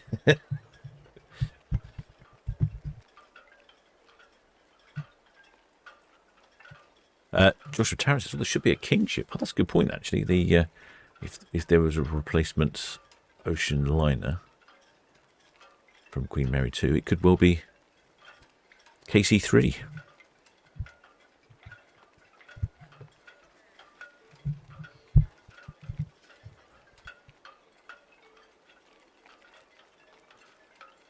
Oh, yeah. Got my eyes on Ada Perla. I'm not seeing much movement going on. Due to Red Osprey's inconvenient parking, I can't see the lines anymore. Actually, I'm trying cruise cam. That's a good point. Why don't I try cruise cam? Cruise cam has got a slightly different viewpoint. Let's have a quick look. Might get a better view on cruise cam.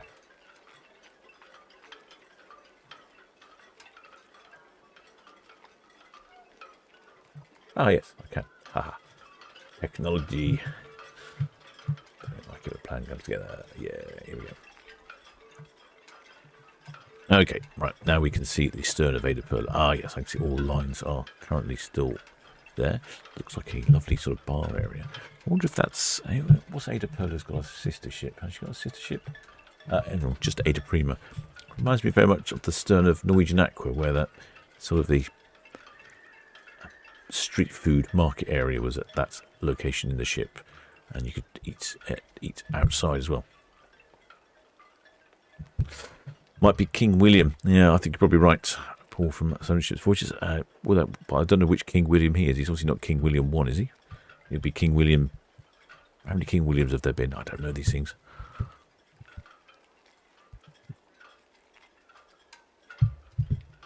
Yeah, kingships wouldn't make any sense. I know, but it'd be fun though, wouldn't it? AC3.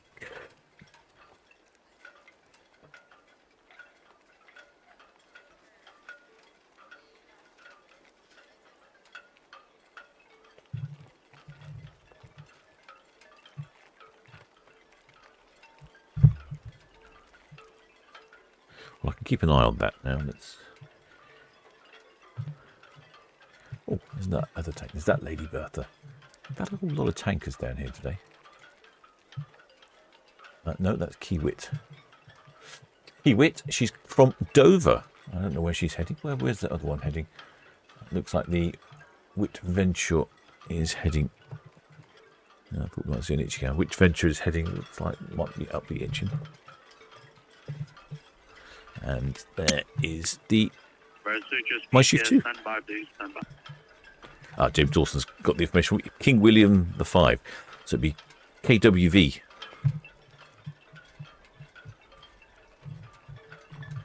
Oh, depends if he selects Williams Royal. I know nothing about the Royals. It's not. It's an area that's out of my wheelhouse.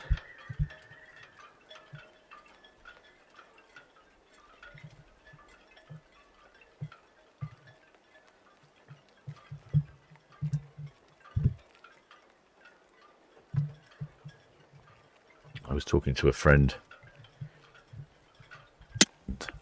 Again, the Norman Navy, yes.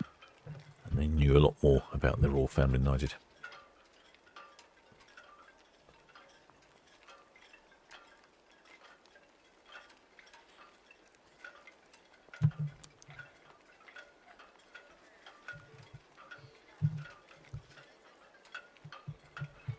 Oh, Shipmates Bike's been sleuthing. Apparently someone's called their sailing boat King Charles III.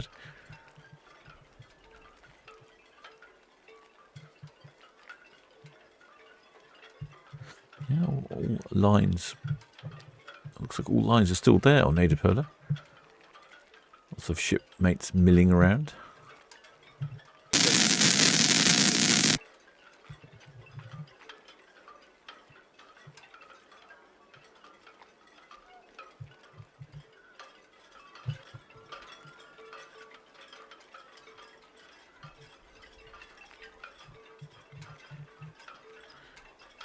There we go. We can see the container ship. Oh, it looks like the container ship's pulling a hard right. I think maybe the container ship's going to Fawley.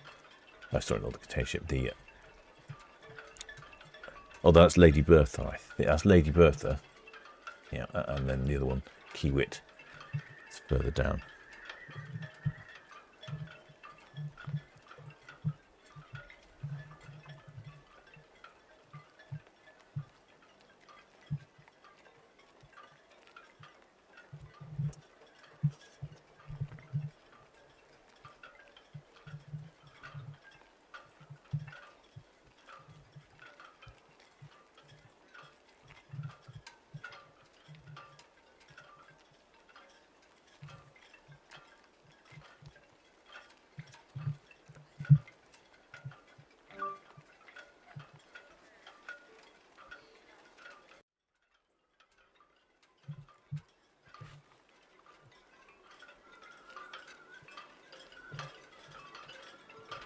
There's the Lady Bertha.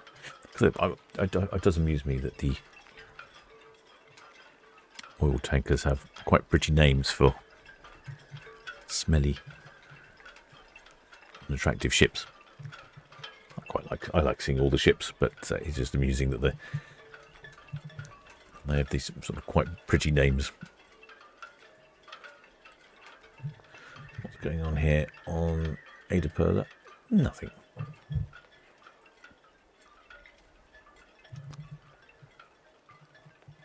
Ah, there's the Kiewit coming up the North Channel, I should think. I think she's been up the North Channel. Let's have a quick look. Yeah, she's come up the North Channel. Small enough vessel that she doesn't need to worry about that. I think it's quite high tide at the moment.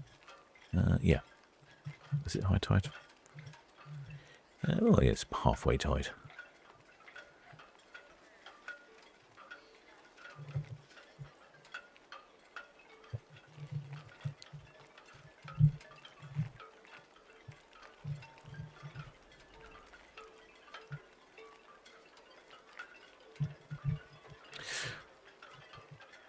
Well, the shipmate Joshua says, is Ada delayed? Well, I'm not sure that she's delayed.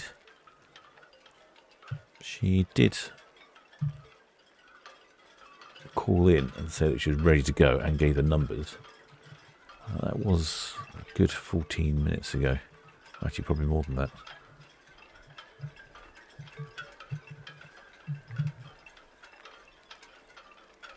Southampton VTS, Red Osprey. Red Osprey, VTS, Yeah, good evening to you, sir. Is it okay with you, please, if we put one of our rescue boats away for training? Red Osprey, VTS, yes, please, sir. Thank you very much, sir. Even on Netlycam, the water's looking very calm out there this evening. VTS, Kiewit, hooking for the Empress. It's the Kiewit. Oh, she's going to the Empress. Kiewit, VTS, we need How's the Ida Perla getting on, please? Oh, yeah, good question. called in at stations. Understood, thank you. Called in at stations. No update there.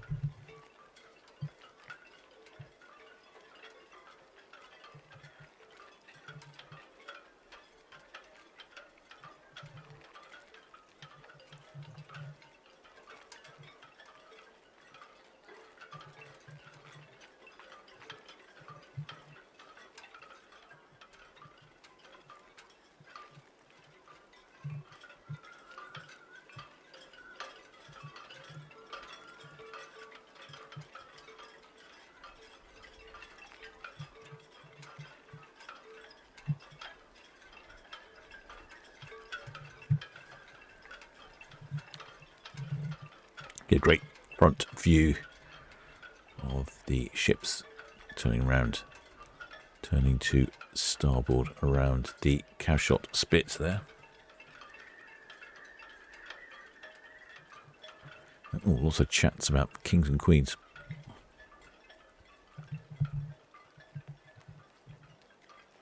Well, the shipmate Josh return any ships tomorrow? Good question, actually. What day is it today?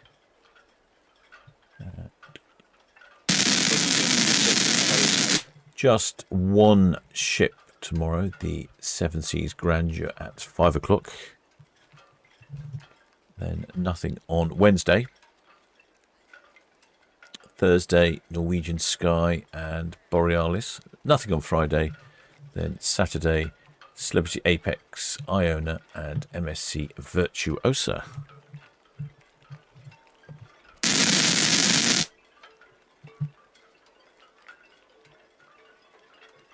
Still nothing going on with Ada Pearl. There's the Kiewit.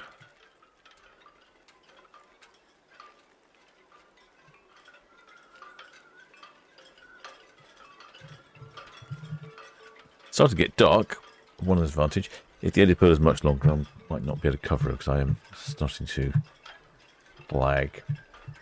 I have not had the opportunity to visit the galley yet.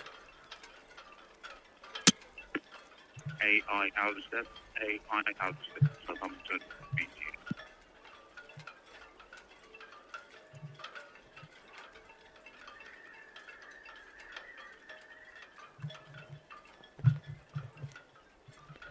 Yeah, there's all the lines there still on Ada Perla. Not singled up yet.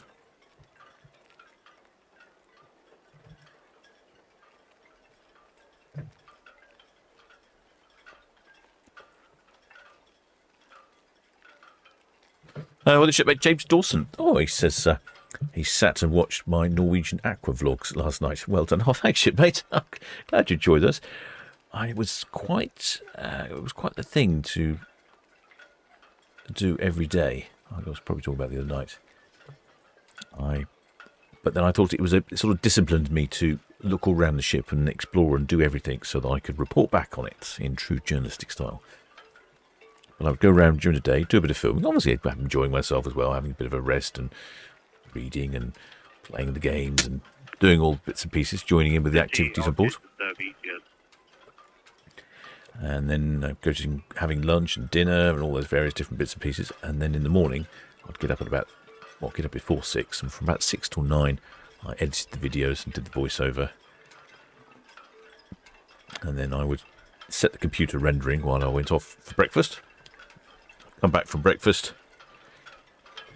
And it was finished rendering. Then I could upload it via the fantastic Starlink Wi-Fi. And it was live that day, or that day to members and the day after for non-members. The shipmate Daniel's live. He said, we've got news about you coming on Bargate. I asked and got an answer. Oh, excellent. Hope it's good news, shipmates.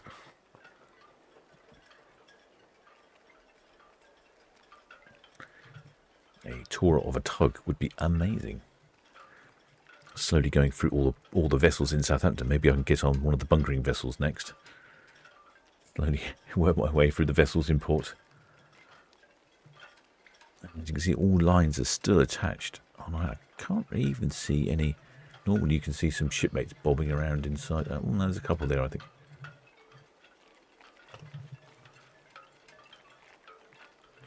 Oh, yes, James also said, not forgetting the medical evacuation. Yeah, that was quite something. We had to divert. Well, we didn't really divert. We diverted nearer to the Azores.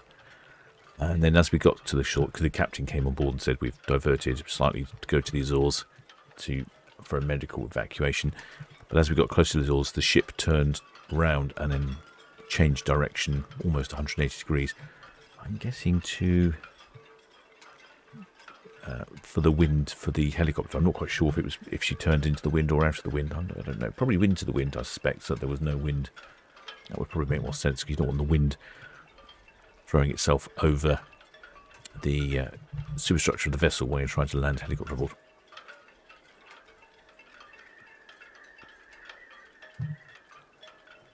Yes, I enjoyed that. I enjoyed making that series. That was quite entertaining. Well, Flower Barons, have we had the video of the Red Film experience yet, Captain? No, it's still a members-only video at the moment. Like I said, I've got two things holding me back on that. One is I don't like to release the videos on a day that I'm doing a live stream, but I will release it. And the second thing is I need to take a decent thumbnail, because the thumbnail I have for it is I'm not very happy with. So I need to go out and take funny enough, I don't actually have any drone footage of Red Falcon, crazily. So I need to go out and take a really nice photograph of Red Falcon, and I've not been able to manage to do that. It's either raining, windy, or the weather's rubbish, or it's cloudy, or it's dark, or I'm busy. So, hopefully I'll get round. I'll be a weather window. The weather is looking much better this week. So as long as that's the case, I suspect should have it out in less than a week once I've updated the thumbnail.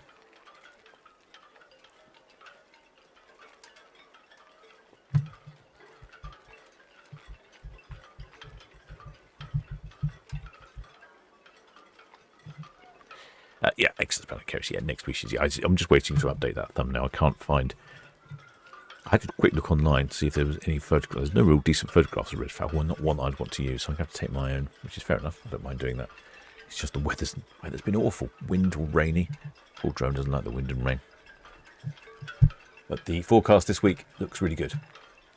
I would imagine I'll try and find. I mean, there's probably sort of Thursday evening. Probably live streaming. So oh no, Thursday's good. No, Wednesday's good, isn't it? It's really difficult sometimes to try and do these things when I'm live streaming and then working, and sometimes I can't find. Sometimes I just can't find the time to fit it all in.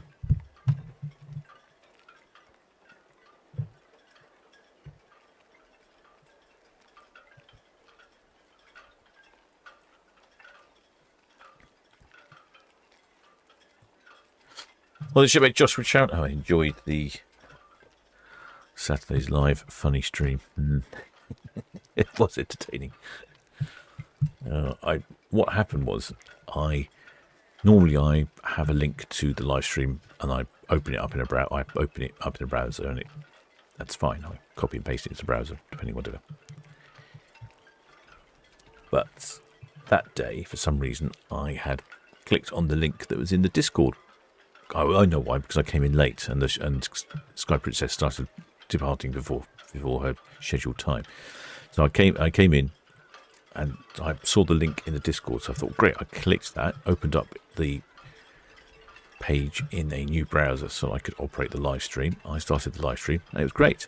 And then all of a sudden I could just hear the horns keep repeating themselves, and I couldn't work out where it was coming from. It took me a little while, mostly because I was laughing so hard I couldn't drive the mouse. It was wobbling all over the place, and I couldn't really see very well because I was laughing too much. But what happened was the live stream in the Discord also started playing the video with the sound, and that's where it was repeating itself. It's the first time I've ever clicked on it from Discord, and I won't be doing that again. It was, a bit too much, really.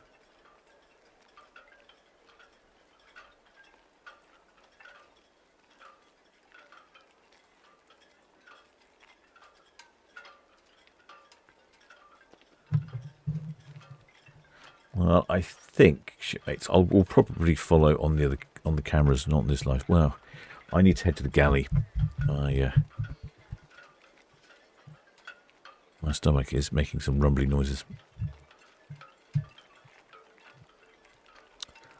Shipmate Josh was saying Ada delayed until 9:15. Oh, it's not too long.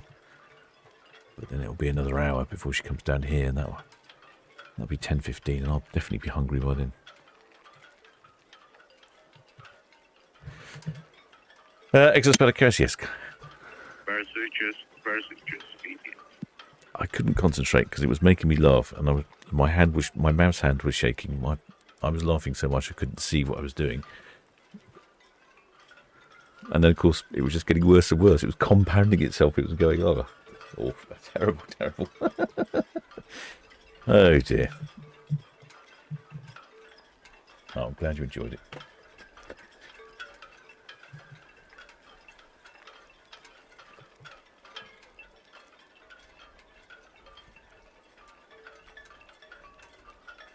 Well, shipmates, it looks like Ada Pearl has been delayed. I will follow it on the cameras while I'm in the galley, rustling up something.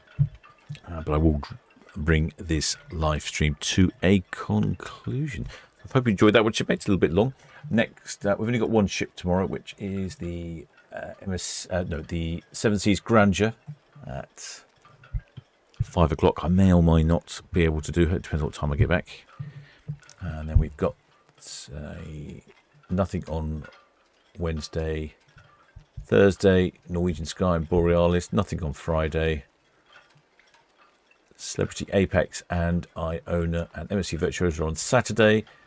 4 ships on Sunday: Norwegian Star, Avia, Liberty of the Seas and Queen Anne. And then nothing on Monday or Tuesday. Next week, Wednesday, Queen Mary 2. Nothing on Thursday. It's getting quite busy. Towards next week. It looks like, oh yes, we've got the 5 ship Friday. Not this Friday, but next Friday. Well, shipmates, I hope you enjoyed that one. If you haven't subscribed, please do think about subscribing. And if you are subscribed, many thanks. And of course, to all my PayPal donors, Patreons, members of the channel, many thanks for your continued support. And of course, many thanks to the Blue Spanners who are not only in this live stream, but all the others. Till next time, shipmates. About to keep with the clear Catton down to the by the Red Eagle. Nothing yet, so approaching it. So. That's all, copy, sir. Thank you very much. We'll stay well clear of all the main traffic.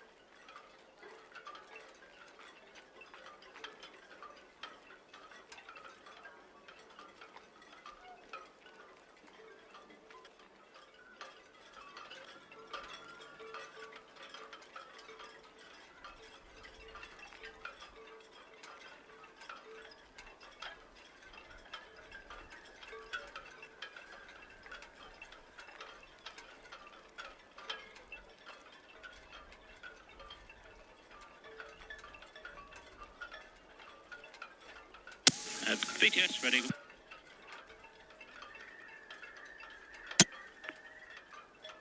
Red Eagle, BTS. Evening, sir. Just for your info, there's a large lump of timber mid-channel, just south of our position now. Red Eagle, BTS, that's received 7.